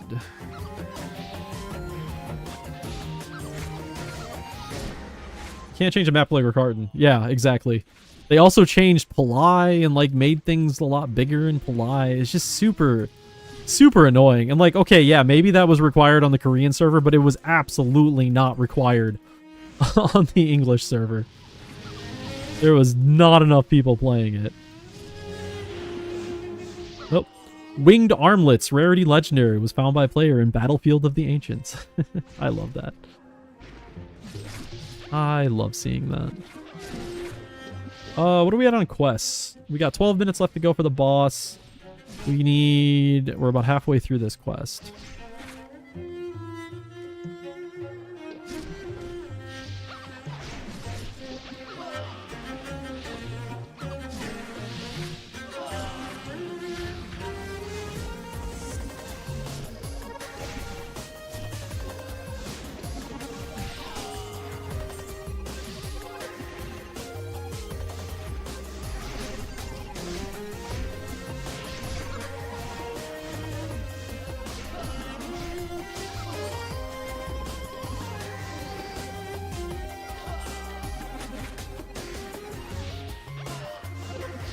Get over here, mobs.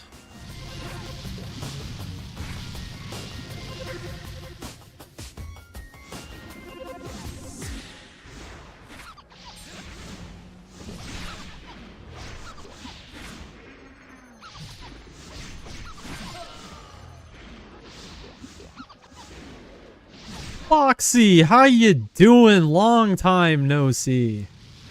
I hope you've been doing well. Very long time no see at this point.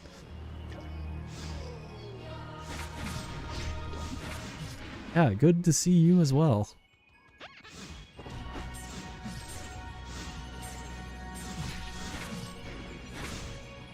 Oh, thank you, Boxy. I hope things have been going well for you.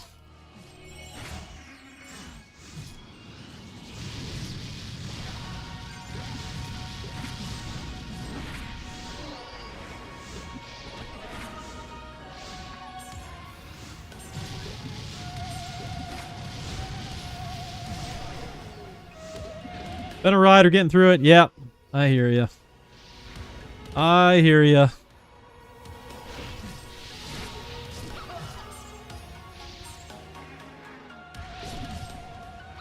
Let's see. Good, he's dead. Oh, we need more mobs. Come on. Come to me. Come to me so you can die.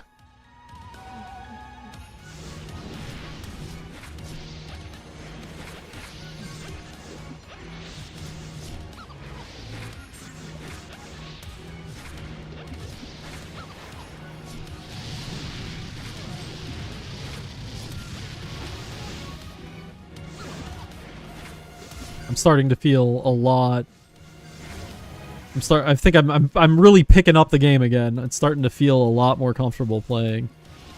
I needed a solid, what, 8 hours of gameplay to kind of get back in the groove again. Now I really wanna play my Atalanta or an archer, play ranged class with ranged AoE. When you really need to focus on mob control. I want to do a pure character. I should do a pure archer. Oh, that was another change we made on this server, Dan, if you're still here. Stat changes. This was another thing that I worked on during my time, was making it so that the stat requirements on gear, like strength, spirit, talent, stuff like that, making it more balanced. Basically, like, the way the old game worked, certain classes would require the use of more stat points than other classes just because of the nature of the requirements on items. Basically, the original game's item stat requirements were just complete clusterfuck. There was no thought given to anything. It was just completely random values that they just pulled out of the air, and they're like, okay, well, this works. And it made for very imbalanced gameplay. So what I did was I basically flipped the whole system around. And instead of having to pick hard-coded values for stat requirements on items, I wrote formulas that define the stat requirements of items. So the item's level, the item type, the item spec, all of that would go into defining what the different values of the stats were going to be. And by doing it that way, by doing it all with formulas and driven that way, it's all completely balanced. The amount of required stat points on a per class by per class basis is always the exact same, no matter what class you're on. So because of that, you can actually have more of a class balance where, like, I think previously the magic classes had a higher requirement of total stat points than the melee classes. So the magic classes couldn't put as many stat points into health, for example, which made things less balanced inside of PvP. So that was a big change that I worked on for quite some time, was redoing the stat points. And then the other thing that we've done with stat points then is it ties in with the rarity update. The higher rarity gear you have, the lower the stat requirements are for the gear. So higher rarity items does a double thing where it not only gives you better stats on the item itself, it also opens up more stat points for you to spend on other things like your damage stat or your or like a health stat. So that was another pretty major change that makes PTEU much different than other servers. And yeah, and like the cool part about this thing, like previously, every time you added new items to the game, you would have to define the stat requirements for those items. But not anymore. With my system, it's all 100% automatic. So every time they've added new items to the game, they haven't had to touch anything. My system will generate the stat requirements for it. So that was a fun update. And again, a very necessary one, and one that should have been in the game from the start. I don't know how the original developers thought it was a good idea to just pick values out of thin air for stats. So dumb from a gameplay standpoint. Man, I'm just remembering all the shit that I worked on over the years on today's stream. It was a fun couple of years working on the development of this game. It really was. It was one of those things where never in my life did I ever think that at some point I would get to work on the development side of like my favorite game ever. That's just not something you ever expect to have happen, but it did, and it was a really cool couple of years.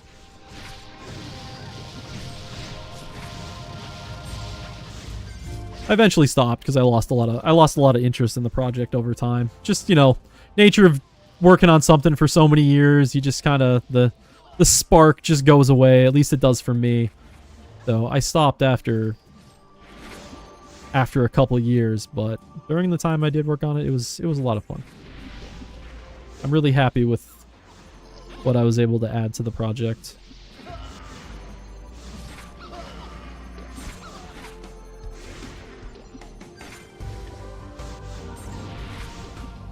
Yeah, it is very hard to also enjoy it as a player when you're working on it as a developer. Absolutely. It was always it was a weird line that I had to follow because I was a developer, I was a GM, and then I also liked to play, and it's just so hard to combine all those things. Oh, and I liked to stream it too. So it's not like I could play the game secretly. If I played a character, it was known by people because I would be streaming the character. So, like, it was really hard to balance all that and not... Like, there was always fears that, you know, people would think I would take advantage of systems for my own gain or something, but I was very adamant to never do such a thing, because what's the fun in the game?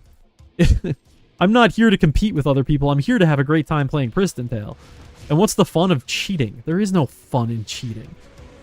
That's not what I'm here to do. I'm here to just play stuff. So, yeah, it was interesting. I'm glad I'm not on the dev team and stuff anymore, and I can just play it casually again.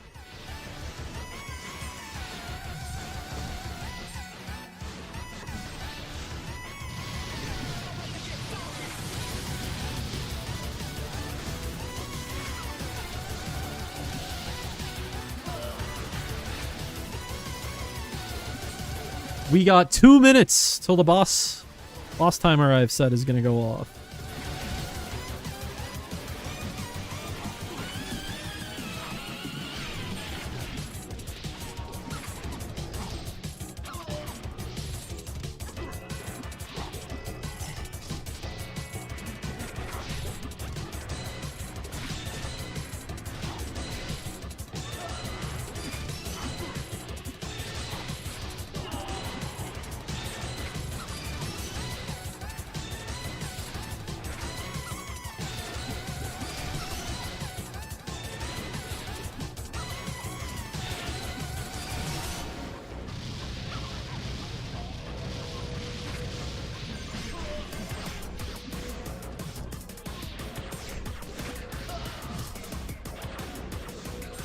Really enjoyed this double yellow spawn, honestly. This has been much more fun than the red spawn. I'll probably come here more often.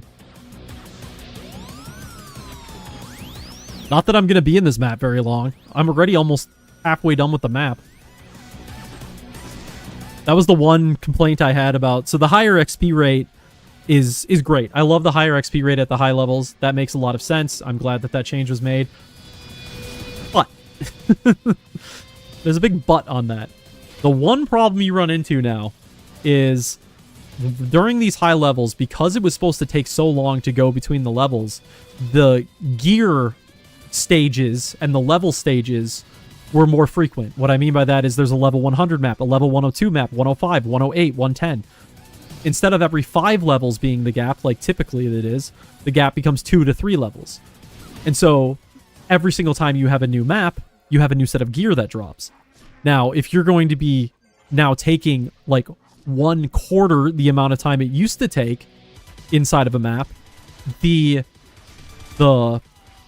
reason you have for upgrading your gear while in that map is basically gone, because you're like, well, why would I upgrade now if I'm just going to be at the next map within, you know, a day or two? So that's one problem we now have, is we have too many maps. We have too many maps, we have too many gear, or too much gear between level 100 and 110. And I do think that there needs to be some work done with that at some point. All right, the timer has gone off.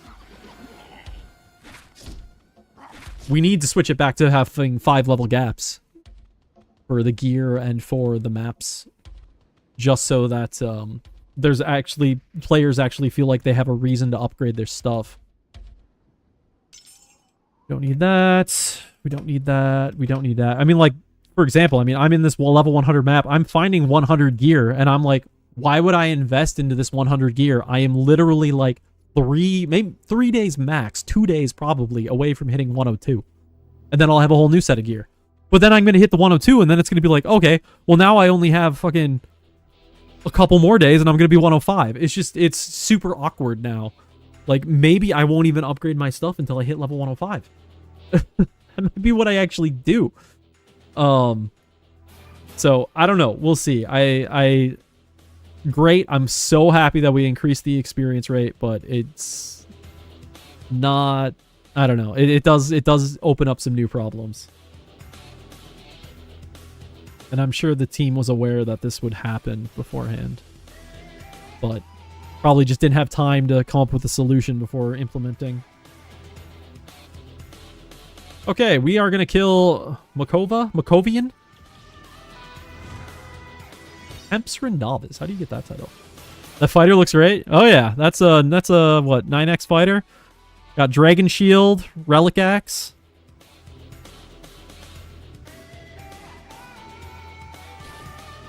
Whatever buff that is. I mean, I don't know enough about fighters. What do we got? 25 seconds? I got long enough to take a drink.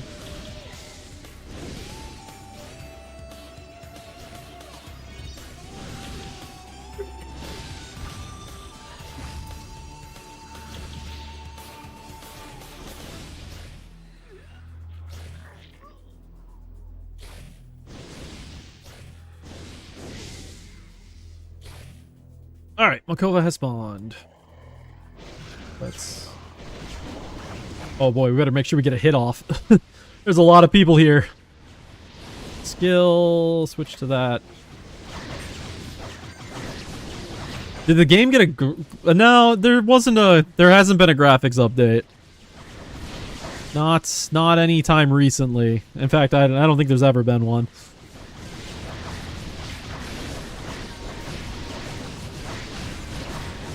You think I'm even gonna get a roll? I might not even get a roll. There are so many people.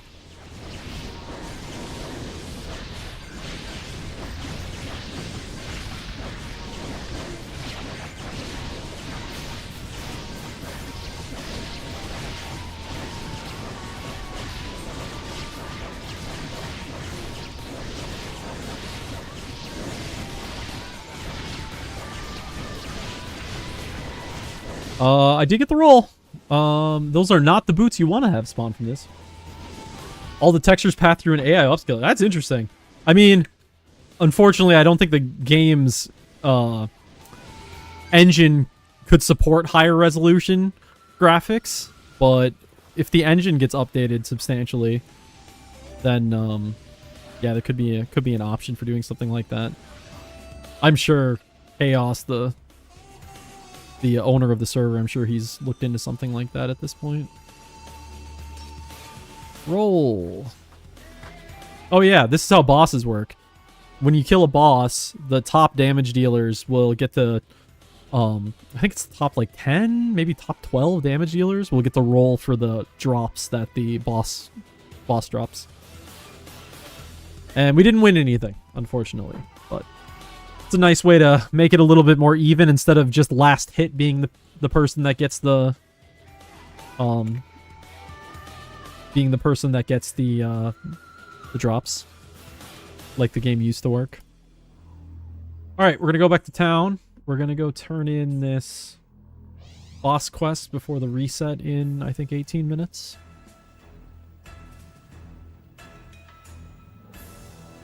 Lag our way through town.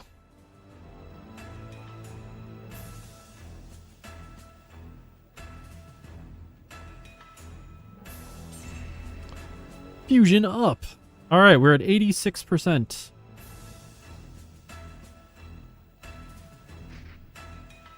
Let's do. Are we done with the solo queue? We are done with the solo queue. Okay, cool. We can get up to like 88%.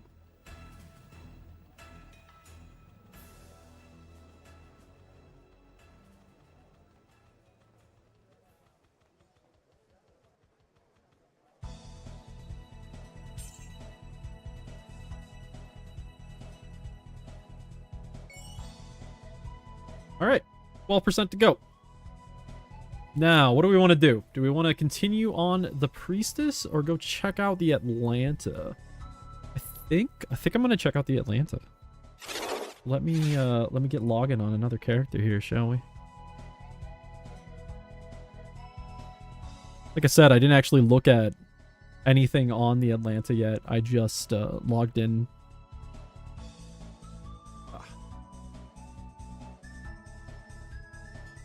Let's see here. That is going to be my Season 3 character. So, into that account.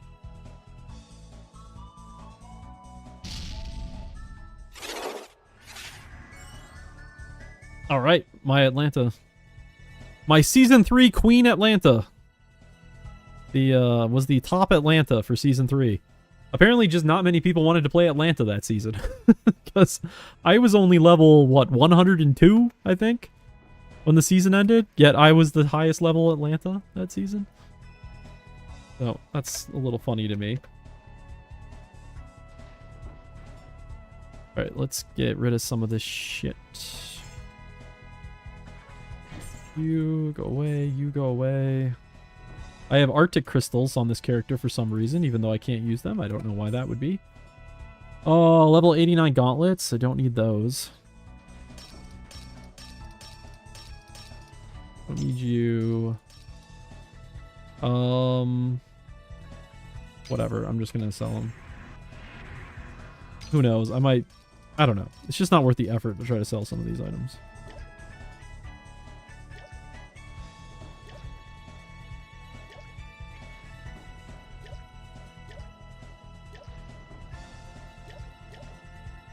Okay, we got the potions. We got all the gear. Now, let's take a look at some skill situation and see where we're at. Yeah, I got a bunch of money on me, so if we need to reset anything. Alright. Let's find a little less populated corner of the map and check out some skills. Alright. So, what am I rocking? This is a character I haven't played legitimately in well over 2 years, so let's see. Interesting. Level 3 Lightning Jab. I don't know why I would have only level 3. Windy level 10. Okay. Level 10 Wind Javelin. Okay.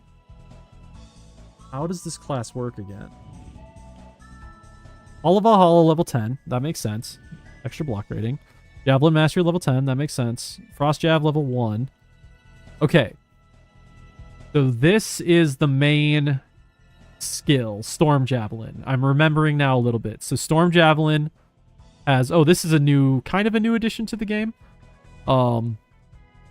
Storm Javelin here, it has chains with 2 different skills. So it chains with Lightning Javelin and it chains with Fire Javelin. I believe it used to have 3 different chains, but I guess we removed one of the chains. So basically, if you level up one of those other skills, it will help do bonus damage and stuff on the main skill of Storm Javelin.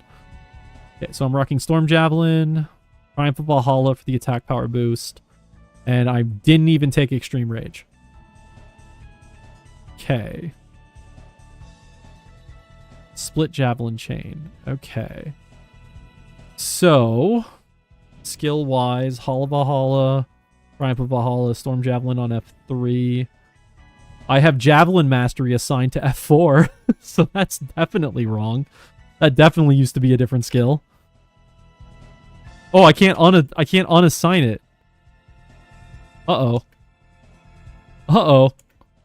It's stuck on F4 because it's a skill that can't technically be assigned something. There, I got it unassigned by assigning a different skill. That's funny. Yeah. So Wind Javelin. I'm gonna guess that Wind Javelin used to pair with Storm Javelin back when I played this character. Yeah. Yeah, thanks for stopping by, Dan. It was a fun little nostalgia trip for me, going through some of those old things and explaining some of the things. Hope you had a good time. And yeah, have a great night. Have a great New Year's. Let's see. Yeah, I'm guessing this build just doesn't make any sense. Because Storm Javelin doesn't have a cooldown, right? Yeah, Storm Javelin is spammable. So there's no reason why I should be taking level 10 Wind Javelin. So we gotta reset skills. Because this build is pointless. Oops. I need to go to Event Girl. Where's Event Girl?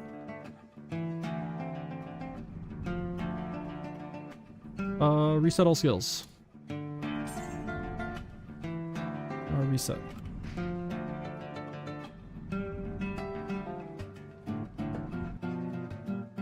Alright. Let's think about this. How do we want to do this build? Extreme Rage. Extreme Rage is a single target skill, right? 3 explosive arrows at your enemy. It doesn't list off a range. But does that mean it's a single target skill? 34-second cooldown? Let's see. I want to focus on AoE.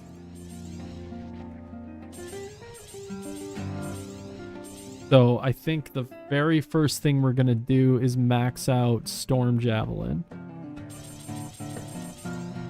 And then take that, and then we'll try to get as high of Triumph as we can get. Looks like we can get up to level 8.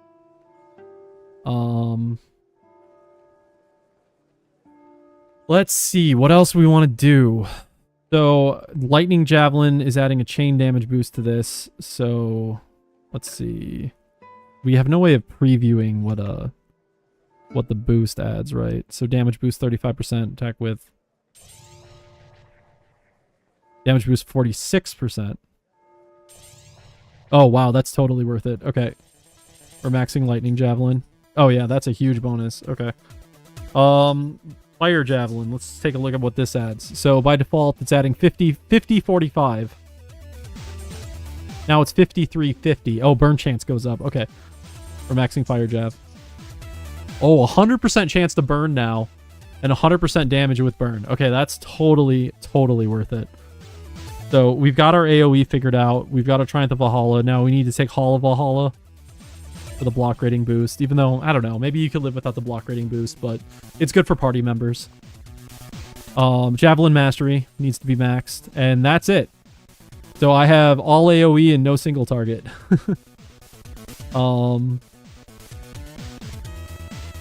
Okay. Oh, that's right. I forgot about Split Javelin. I forgot about these new primal skills. So, do we want to go so heavy into AoE? I do, because I want a grindy build. I want a grinding build. But I probably want to have a single target skill, which... What is the best single target skill? I mean, honestly, the best single target skill is probably Storm Javelin. Because it's doing so much. So maybe we're fine. Maybe we're fine. Let's put, let's see. Do that. We don't need that, so we'll just set you to F3 and switch you back to F3. I honestly don't think I need much more than this. Hall of Valhalla, Triumph of Valhalla, Storm Javelin spam. I don't really think there's much more needed. I mean, we could put Primal Jab on 4. Or Primal Split Jab on 4. So we have like a single target big hitter. Yeah. We still have a few skills left to go, so I think we'll take Extreme Rage for now and just put that up to 4. So that's a cooldown. I think that's single target. So we have a couple single target cooldown related skills with the Primal and that. We have 3 remaining stats. Do we go like Windy for the attack rating boost? But the attack rating boost is pointless if we're using AoE skills. So there's no reason to go with that. What is it that pairs with Split Javelin pairs with Extreme Rage? So we could take Split Javelin. Where is that again? Oh, that's the Primal skill. Oh, yeah. So we'll take the Primal skill. Okay. Cool. Okay. I think we're good with this build. We are 103, so we're going to ET2. We have an ET2 solo queue. We've got Lost Temple quest. We've got a Land of Chaos quest. We've got Makova Lost Temple. Yeah, we'll drop that one. And then something. Okay. ET2. Is there a boss guy in? There's a boss guy here, right? Yeah, there he is. With the ET2 boss.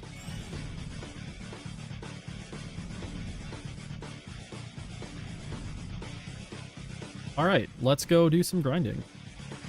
We can put, yes,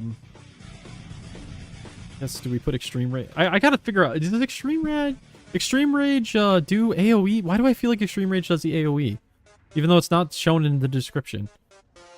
I feel like it is, so I think we're gonna put that on that. What's up, V? How's it going? Yes, I am a fucking nerd. I'm nerdy, more nerdy than normal right now.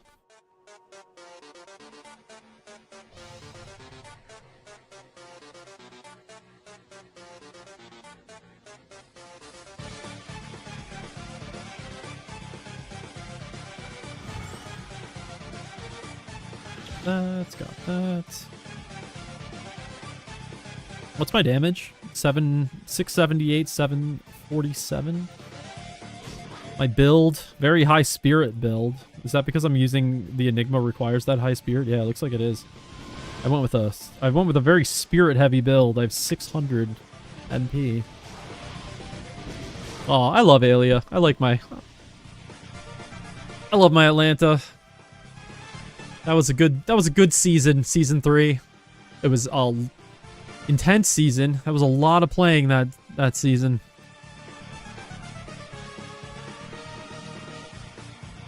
A lot of playing. But some of the most fun I ever had in this game.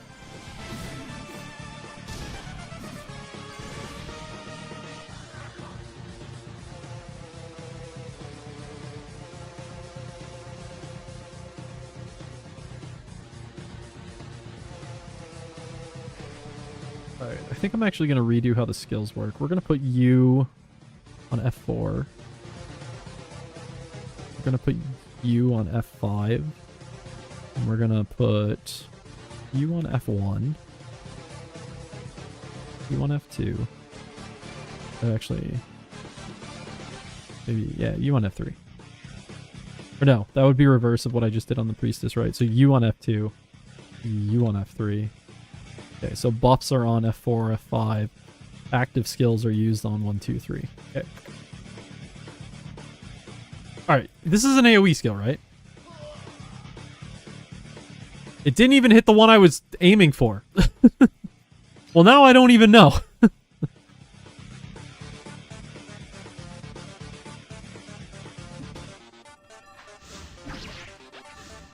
Good. Some good deeps.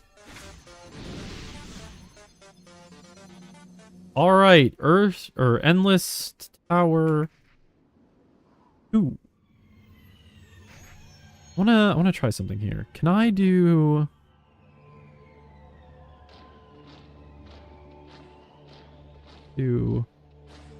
F3.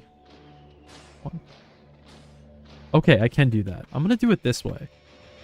We're gonna put... I don't usually do this. But we're gonna use the F keys to assign the left button to 2 different keys. I don't normally go about it this way, but I want to be able to quickly switch and see the cooldowns on Extreme Rage and Split Javelin. Anyway, where are we going? Wrong map. Everything is taken but this one's... Oh, I need a quest.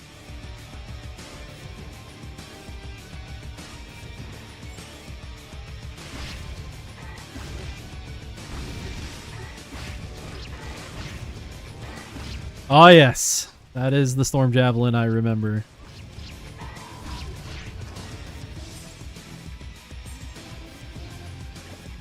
Alright, let's head to our own little red spawn. Or do we take the double yellow in the corner? We're going to take the double yellow in the corner.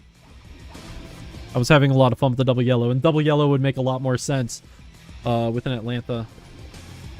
If I can quickly get a drink of water and not die.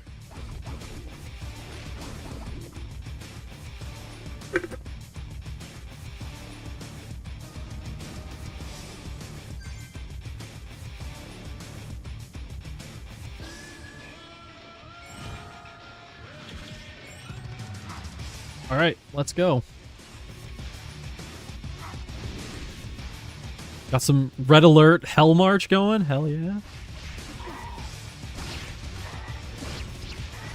Ah, yes. You love to see the burn. You love to see the burn damage tick away. That was one of the things about this season, Season 3, was that Atlanta's did just crazy damage with the burn. It was like a little broken that season.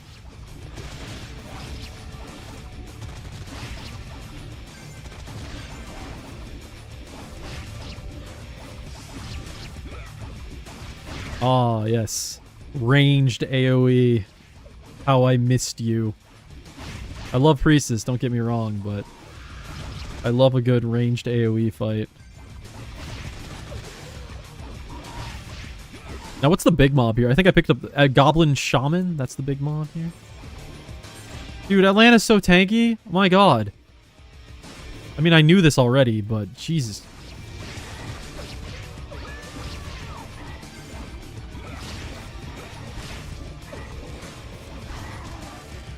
Oh, we got a pal. Want a party, bud? Let's do it. Even though I guess I got to do only a couple minutes worth of solo luring.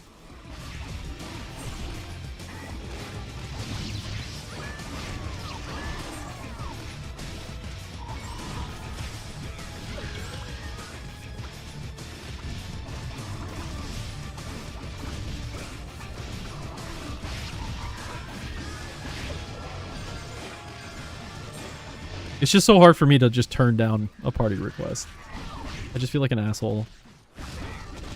I don't go out of my way to party with anyone, but at the same time, I have a hard time turning down if people send an invite to me.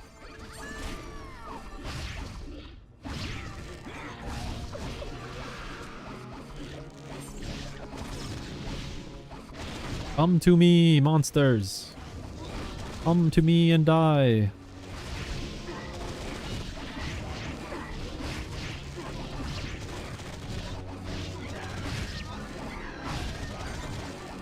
Oops, out of mana. I gotta care more about my mana supply. Don't have that massive mana pool that I had on my Priestess. Poured a total of 100,000 gold. I don't remember getting that one on my Priestess. No, I've definitely made that much at this point. How's the automech doing?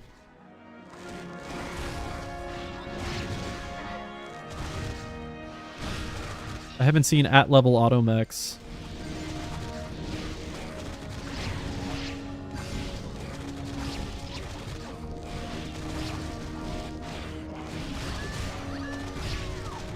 Okay, we gotta figure out, is this skill AoE?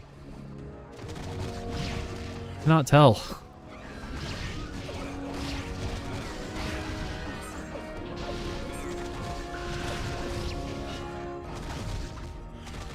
Come on, don't go to him. Come over here. Why are you going to him? Why are you guys moving over to him? Focus on me, please. I am the closer dude.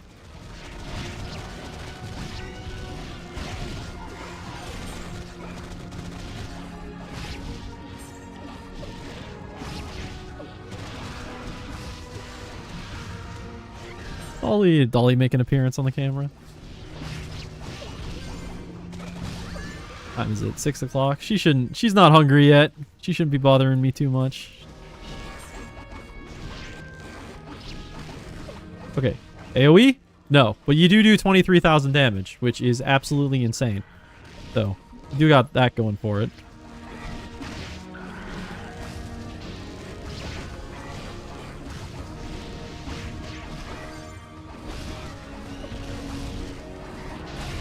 Jira.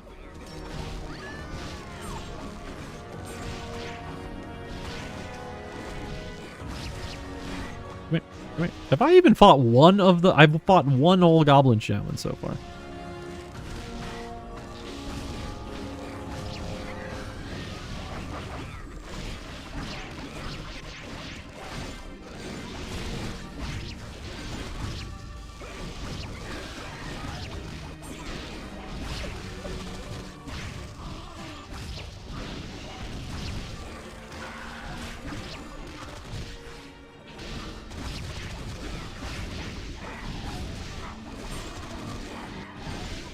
This Atalanta is so tanky. Oh my god. Have I even used the... I have not used the health pot since I got here. I have literally not used the health pot.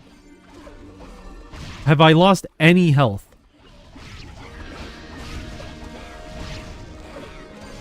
I am still at 108 health pots.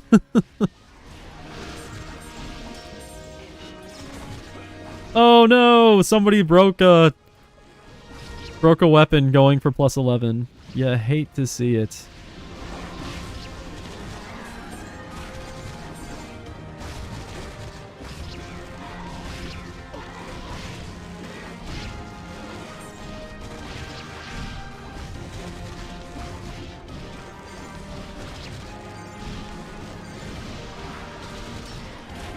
What do I got for horses? Oh, I have a horse on? Oh, I do have a horse on. Oops.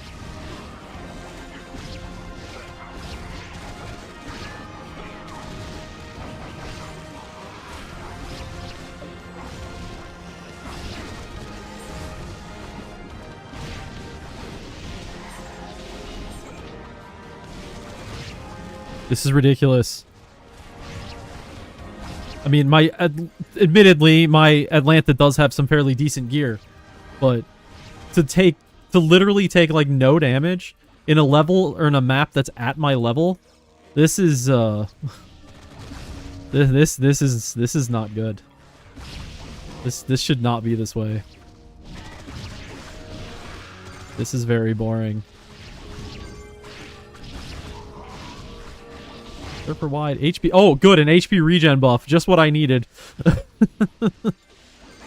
Now I'm really not going to take any damage. Oh, and an absorption buff. This is going to be stupid now.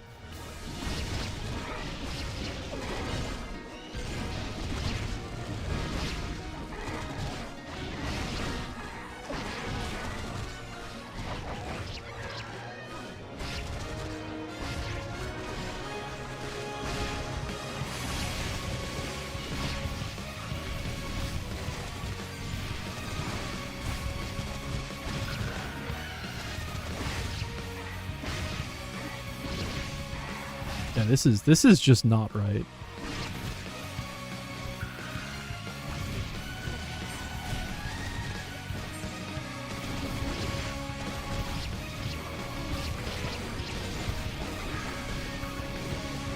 Yeah, there you are. Yeah, so I guess that skill has been made into a single target skill, which is fine. We've already got God's gift to AoE with the Storm Javelin, so I don't need more AoE capability on this character.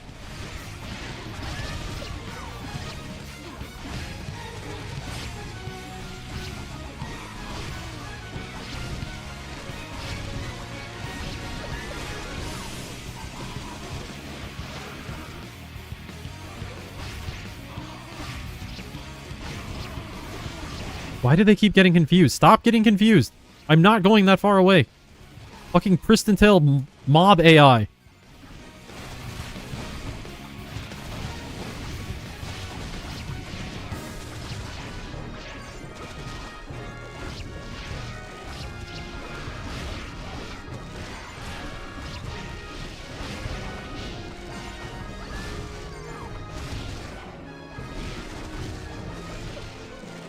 Like, I don't even have high rarity gear. I have, like, all uncommon gear. Because I don't believe we had really... Either we didn't have rarity during this season, or, like, there was very rare for there to be higher rarity.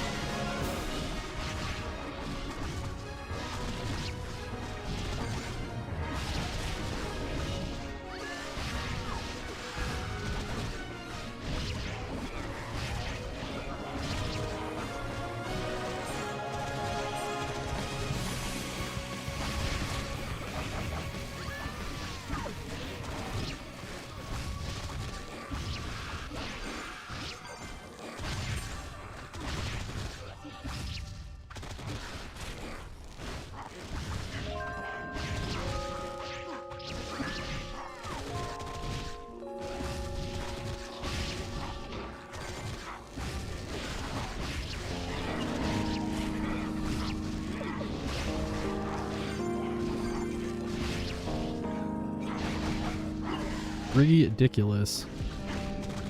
Okay, I'm starting to think that Atalanta might just be completely overpowered.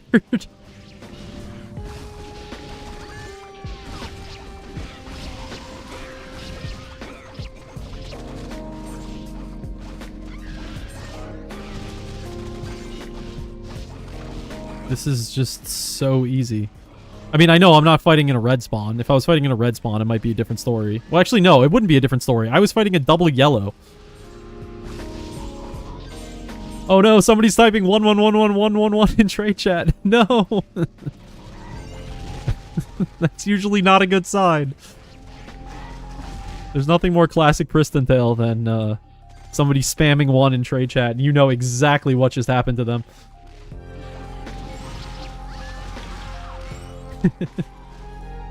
People in chat just die.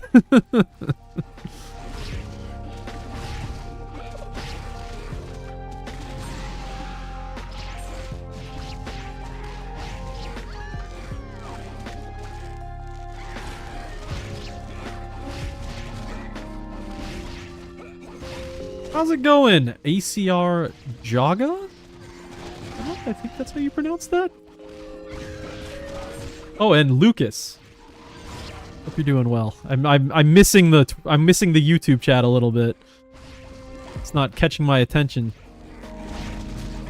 Where am I from? I am from Minnesota, USA. I am one of about 5 total Pristontale players from the United States of America.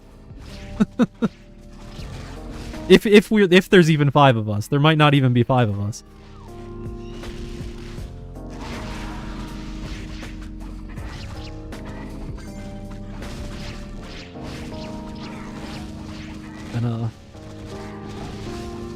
And, you're from Brazil? Yeah, that's... majority of people that watch me are from Brazil.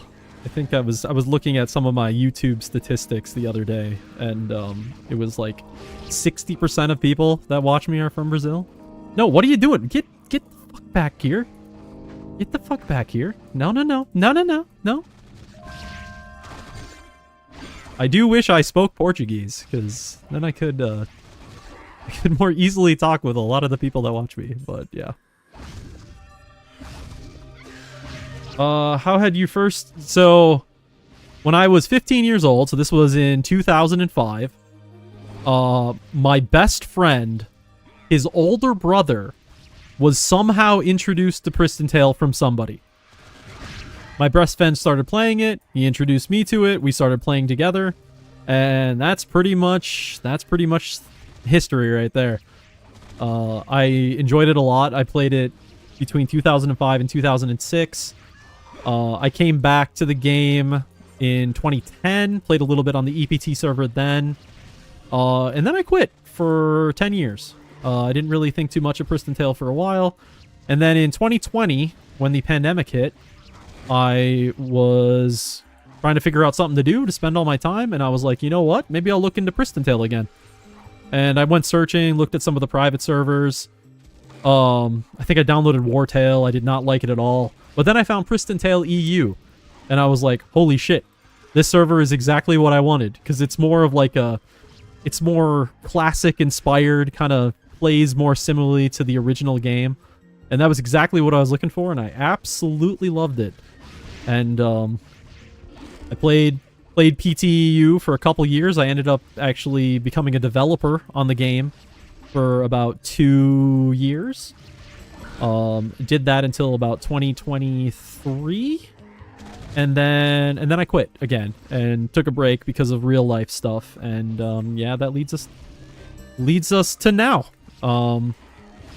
when I'm just kind of coming back to the game again after being away for close to 2 years now. So yeah, it's kind of an abridged version of my Pristontale history. Played a lot when I was a kid, and then made my way back, and now did some development work, and yeah. Then I've had a lot of fun with it, and also streaming. Done a fair bit of streaming of Pristontale over the years. I think I'm the longest lasting English speaking Pristontale streamer that has ever existed. Because there is not many English speaking Pristontale streamers. I think in total there's like ever, I think there's been 4 total ever. And most of them don't stream very often. If ever anymore. Okay, my buddy's back. I was about to say, if he's still not there, I'm just gonna take his yellow spawn and start using it as part of my my spawn, but no, he's back. Let's pick up some pots. Legend Javelin, sure, what the hell, why not? I guess I could be looking for stuff for my Priestess while we're playing the Atalanta. Oh, you work for PTEU as a streamer. Oh, well, that's really cool. That's very cool. Hope you're, I hope that goes well for you. Always good to have more people streaming Pristontale EU content. Get the word out there about the game.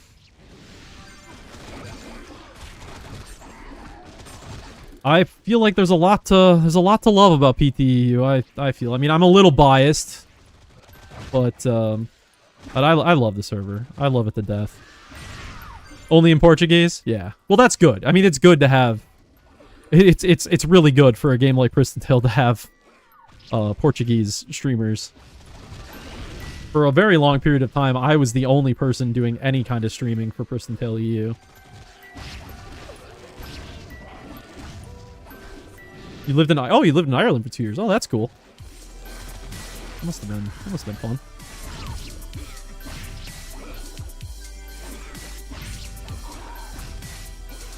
Iago, hello. Welcome to the stream.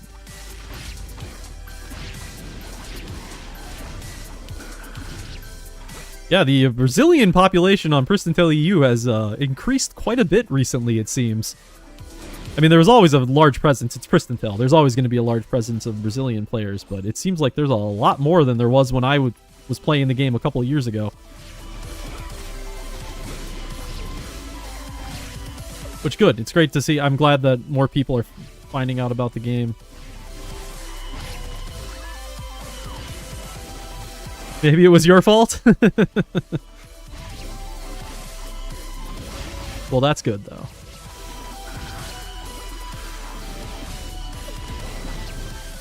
I think I might... Do you release YouTube videos about PTEU? I'm wondering if I actually watched some of your videos. I watched it with translation turned on. But I'm wondering if you're... Because Chaos was sharing sharing some stuff with me the other week. And it was some YouTuber. Okay, yeah, then I might have been watching your stuff. I liked your videos. I unfortunately had to use the translation feature, which... was not the most accurate thing in the world, but I really did enjoy watching your stuff. I got a kick out of it. I watched like 5 videos or something over the course of one morning. So it was cool. I just love seeing content for PTEU. YouTube subtitles are really good. Yeah, there was at times it would struggle a little bit at times, but for the most part I understood what was being said, which, you know, it's about as much as I can ask for it. Fernando, good evening. How you doing?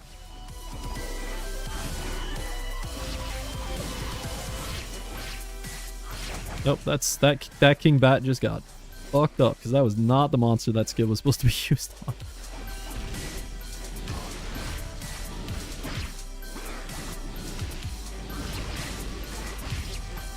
So yeah, I've come back to the game first time in like 2 years. I'm playing some of my old characters. I've been focusing a lot on my Priestess, level 100 Priestess. I was playing her a lot earlier, and now we're switched over to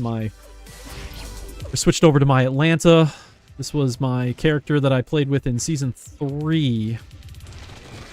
And I guess technically I was the highest ranked Atalanta during Season 3 at a whopping level 102. It was a very different time in the PTE world. Alright, I gotta take a cue. Phew. Oops. Well, whatever. He knows what I mean. Tired of pay-to-win BPT? Yeah, I hear you. Yeah. The original... The default servers, BPT, EPT, they're just so bad.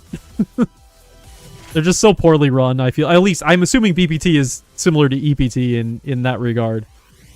Yeah. If my only choice was to play EPT, there's no way in hell I would be doing that. Alright, sell some stuff here.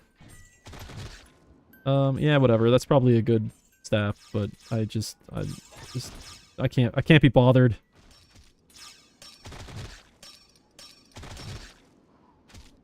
I have not used a single health pot since I got to this map.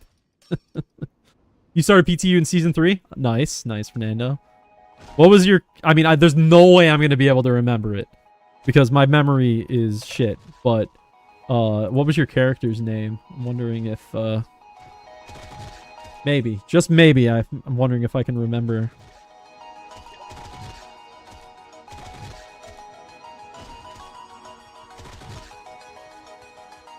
This right here is my Season 3 character. As part of Eclipse, the Eclipse clan. As we were pushing, we were like the top. We were either the top or the top 2 within the top 2 clans of that season.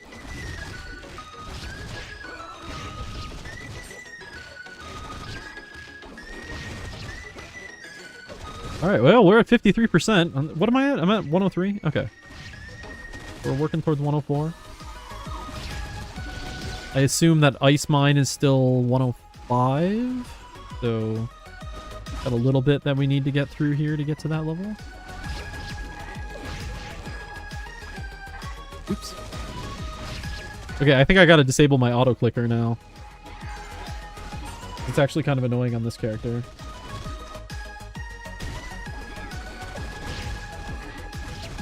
I don't need it like I do the Priestess.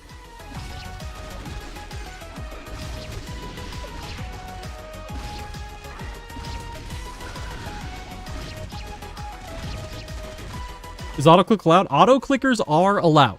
So, here's the thing about auto-clickers. They are allowed, but you cannot play AFK. So, if you're using an auto-clicker in a spawn, you can do that, but you cannot be away from your computer. If you get caught, you will be banned. So, that's always been the rule. For the most part, no, like, third-party tools and stuff are allowed, but because of the wrist strain problem that Pristontale can cause due to all the clicking, we do allow auto-clickers. But you just have to be very careful. And they can only do one thing. They can literally only click. If they use potions or something, no, that's against the rules. But as long as it's only clicking, it is legal. So I have a little program that I wrote up that does my auto-clicking. I've even shared the program with Chaos, and he's actually used it before. So, like, I know he's cool with that program. Unless things have changed in the last year and a half, but I highly doubt they have. Should have known that? Yeah. I mean, maybe things have changed. Maybe I can double check with Chaos to make sure it's still this case, but I can't imagine that they've changed that policy. It's just the thing you just always gotta be. You need to make sure you're at your computer. Because I used to be a GM also. And so I would walk around and, you know, you'd find some people just spamming away a skill in a map. And I'd go up to them and I'd be like, respond to me. I need you to say something to me. I need you to prove that you're there. And I had people not respond. And I banned them. I did have a few people that I banned because of that. So it happens.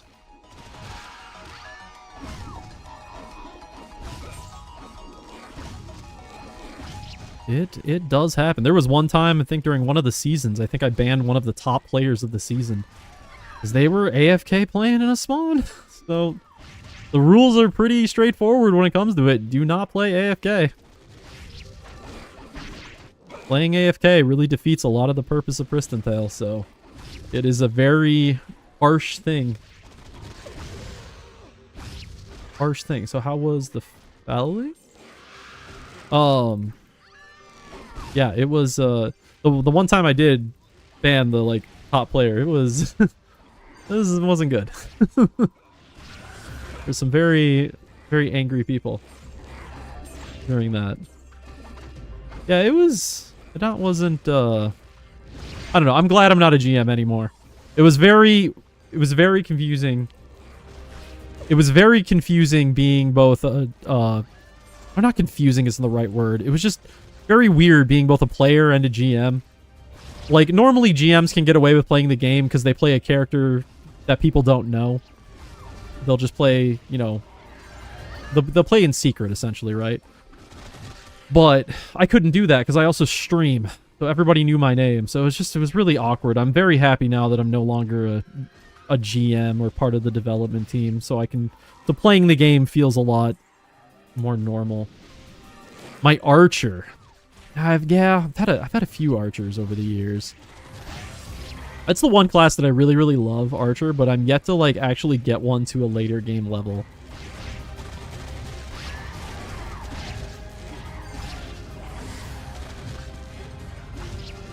Yeah, it is strange work. We're mixed with fun. The thing about my time with PTU is I did everything volunteer. I loved the server so much, I had zero problem with devoting a bunch of time to helping it grow and stuff. You know, I have a job that's well paying enough. There was no real need for me to make money from Pristontale, but I really enjoyed it. Thank you for the follow, by the way, Alifa Boko. Hopefully I said that right. I think I got that one.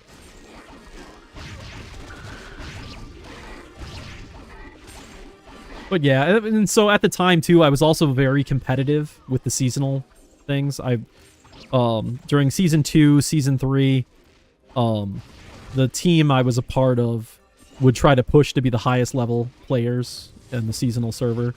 And that just got even more complicated with the whole GM thing, because it was like, oh, well, how can you have like one of the top players in it, you know, also being a GM? Aren't they not taking advantage of shit and stuff? And there's people would say that, and it was really annoying to deal with that. Because I mean, it's fair. It's a fair complaint to have.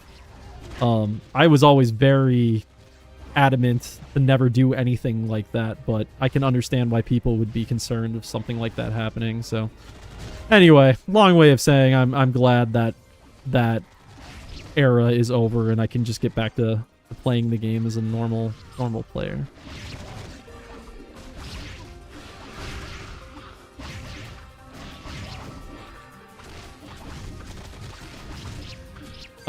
So Yaga, when I was watching your videos, one of the things that one of the things that made me really happy was you were talking about the rarity system, and you were like really happy with the rarity system, and that just made me smile so much because the rarity system was something that I spent a lot of time working on when that was a thing. Also, the rarity system, the affix system.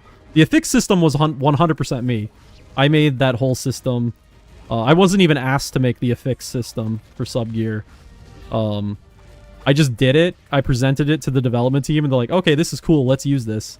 So that was the affix system was a fun little side project, but the rarity system, that was a big thing that I worked on.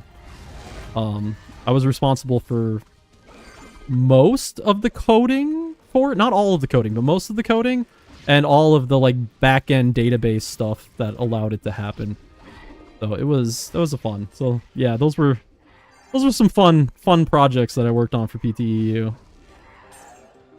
I know I've already talked about them on the stream a couple of times. Probably sound like a broken record to some people here, but it was fun. Yeah, the rarity thing, the reason why we did it in the first place was we wanted to make it so that items dropped at your level in the maps you were in, right? So level 100 gear drops in the 100 map. Level 102 gear drops in the 102 map, so on and so forth. But the problem with doing that is if you just start doing that and you don't have a rarity system, you instantly break the entire economy of the game. Because the entire economy of the game was built around this idea that you're in a higher level map. That higher map drops weapons that are a few levels below, like the level, I don't know, level 75 map drops level 60 items. And then you're able to sell those level 60 items to level 60 players and so on. So there was a real fear that if we added a rarity system, if we made it so maps dropped items at your level, then there was a real fear that it would just destroy the economy completely. So it's like, okay, what can we do? What can we do to make it so that there's still something to chase? There's still something interesting for people to find in maps that can still stimulate the economy. And that's where the idea of rarity came from. Well, that's where we decided to go with rarity. Obviously, we didn't come up with rarity.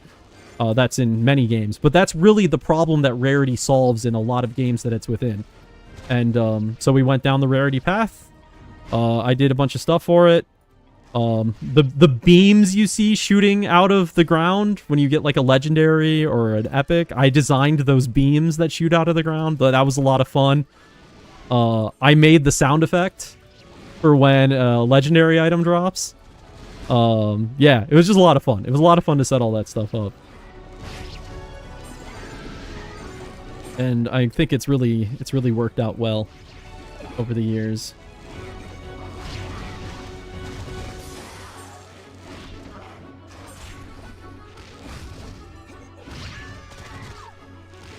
Does my buddy have my buffs? Yes, he does. Oh, we got boss here in 10 minutes. I grabbed the boss for this. Devil Shot? Yes, I did. Okay, good. Yeah, very unique for Pristontale. Honestly, there are some things about PTEU that I am so surprised that no other server has done at this point because they've proven to be very effective. Seasonal servers, I am still dumbfounded that no other PT server has done seasonal. Which is another story I can say. So, the whole idea about seasons came from this very stream. So back when I first started streaming the game, this was before I was a developer, Chaos would frequent my stream. And we would just talk, me and him, while streaming. And one night we were like, both me and him were like thinking, like, what could we do to really like change things up with PT? And we're like, seasons. We both love Diablo and Path of Exile. We're like, Pristontale could totally do a seasonal server. Something that just resets every so often. Characters get moved to the main server when it's done. Like, this is totally something PT could do.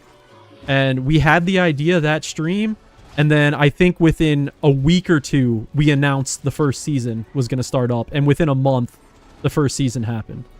So that was another really cool change that I was a part of from the beginning. And seasonal servers, I think, were one of the coolest things that we did here. And I am always shocked that other servers haven't tried to replicate that. Because I think it just makes so much sense for Pristontale to have that kind of content.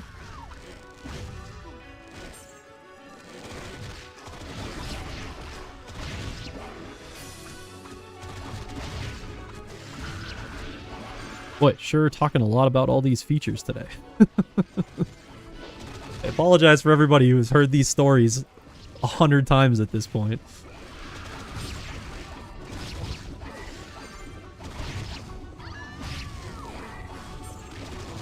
Alright, lost buddy's gonna go turn in a quest. Alright, if he's turning in a quest then, we are luring the entire spawn. Get over here. I want my double yellow.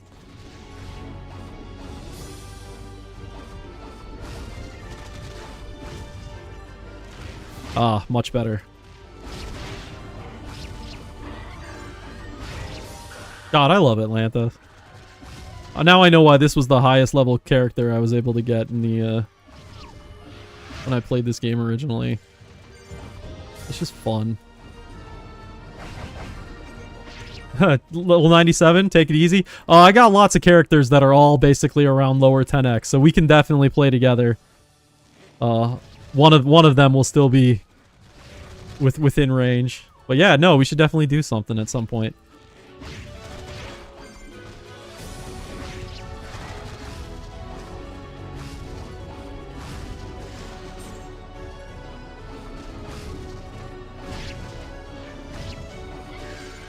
I'm gonna take Shy Quest. Okay, got it.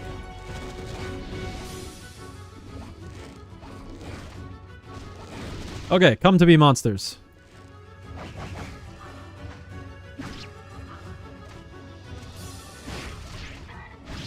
How long have you been playing Yoga? Hopefully I'm pronouncing that right. I'm not sure the correct pronunciation of that name. My Midwestern American heritage does not lead me to being very good at pronouncing things.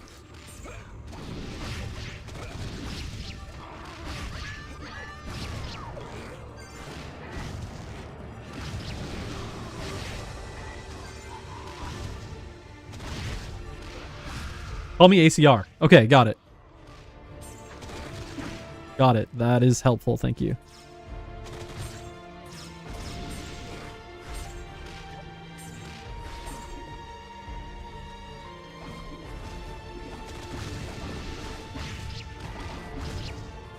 Server-wide XP buff, hell yeah.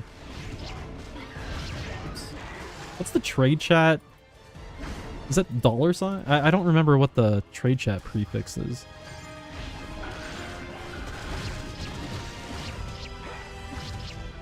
Played since 2007. My neighbor introduced me. Nice. Very nice.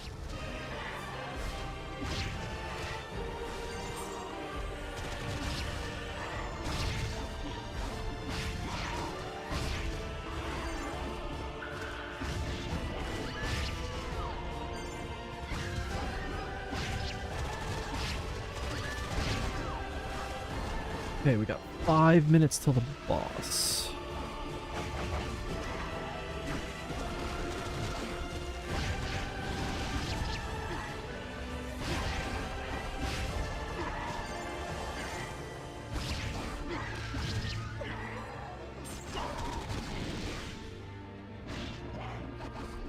Yeah, it was very nice to talk to you. Thanks for coming by. Definitely hope to talk to you again and have a great new year.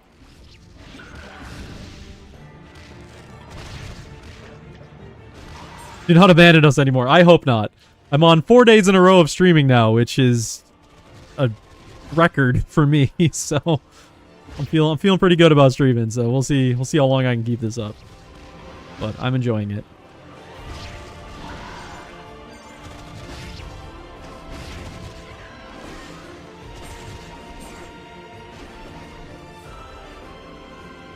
What am I doing here? Drop this phantom. The problem with chaos crystals on this character is I'm never going to use them because they're just going to fuck with my lures. So they're just complete. Alright, thanks, ACR. Yeah, I've got Verbrand to try to teach me some Portuguese over the years. But I'm still very much lagging. Yep. Have a good one, dude.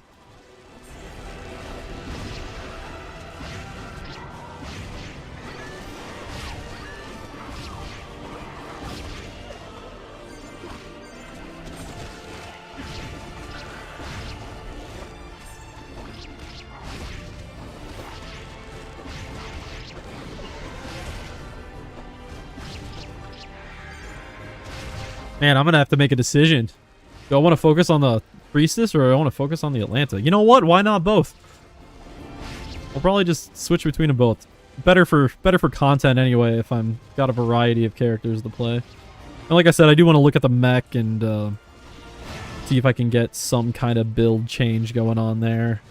Switch away from auto mech. Don't get me wrong, I love auto. Will always have a special place in my heart. But I'm not really feeling it right now. I'm feeling like AoE, I'm feeling like mob control, I'm feeling... Well, again, well, I guess Automech does have mob control, but...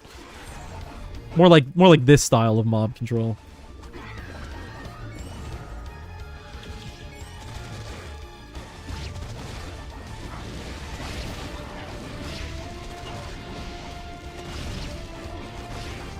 I think I just have to stop picking up the Chaos Crystals, honestly. I really don't know what I'm going to do with them.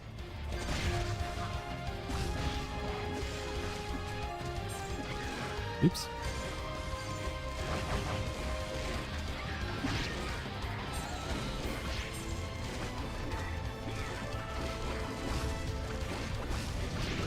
That Automech should be using the crystals. That would help him out a lot.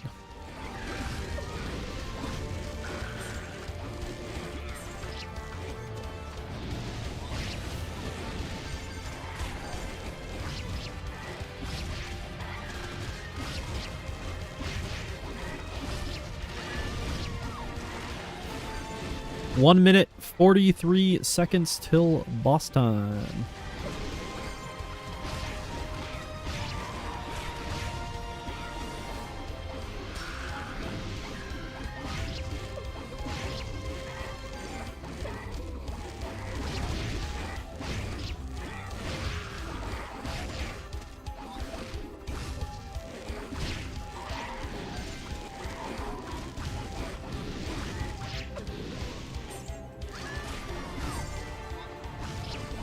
Okay, there's so many people.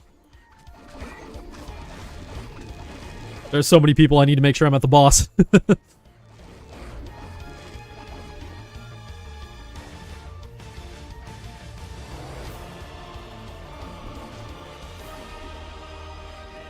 Oh, Vengeful Saint will spawn? Oh, god damn it.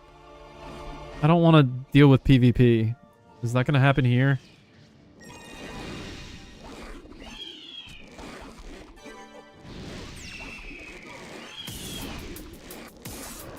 I just want to kill a boss, man.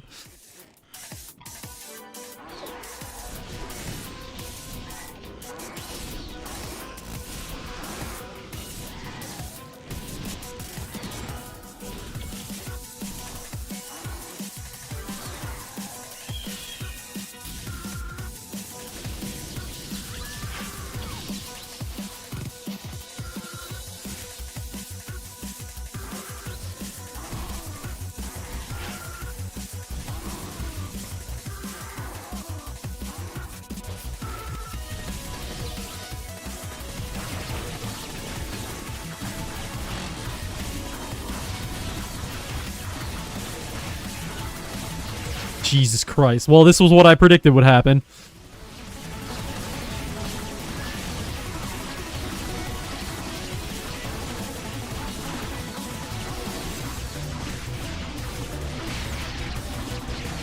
I don't think I'm even going to get a drop. No, I didn't even get a drop.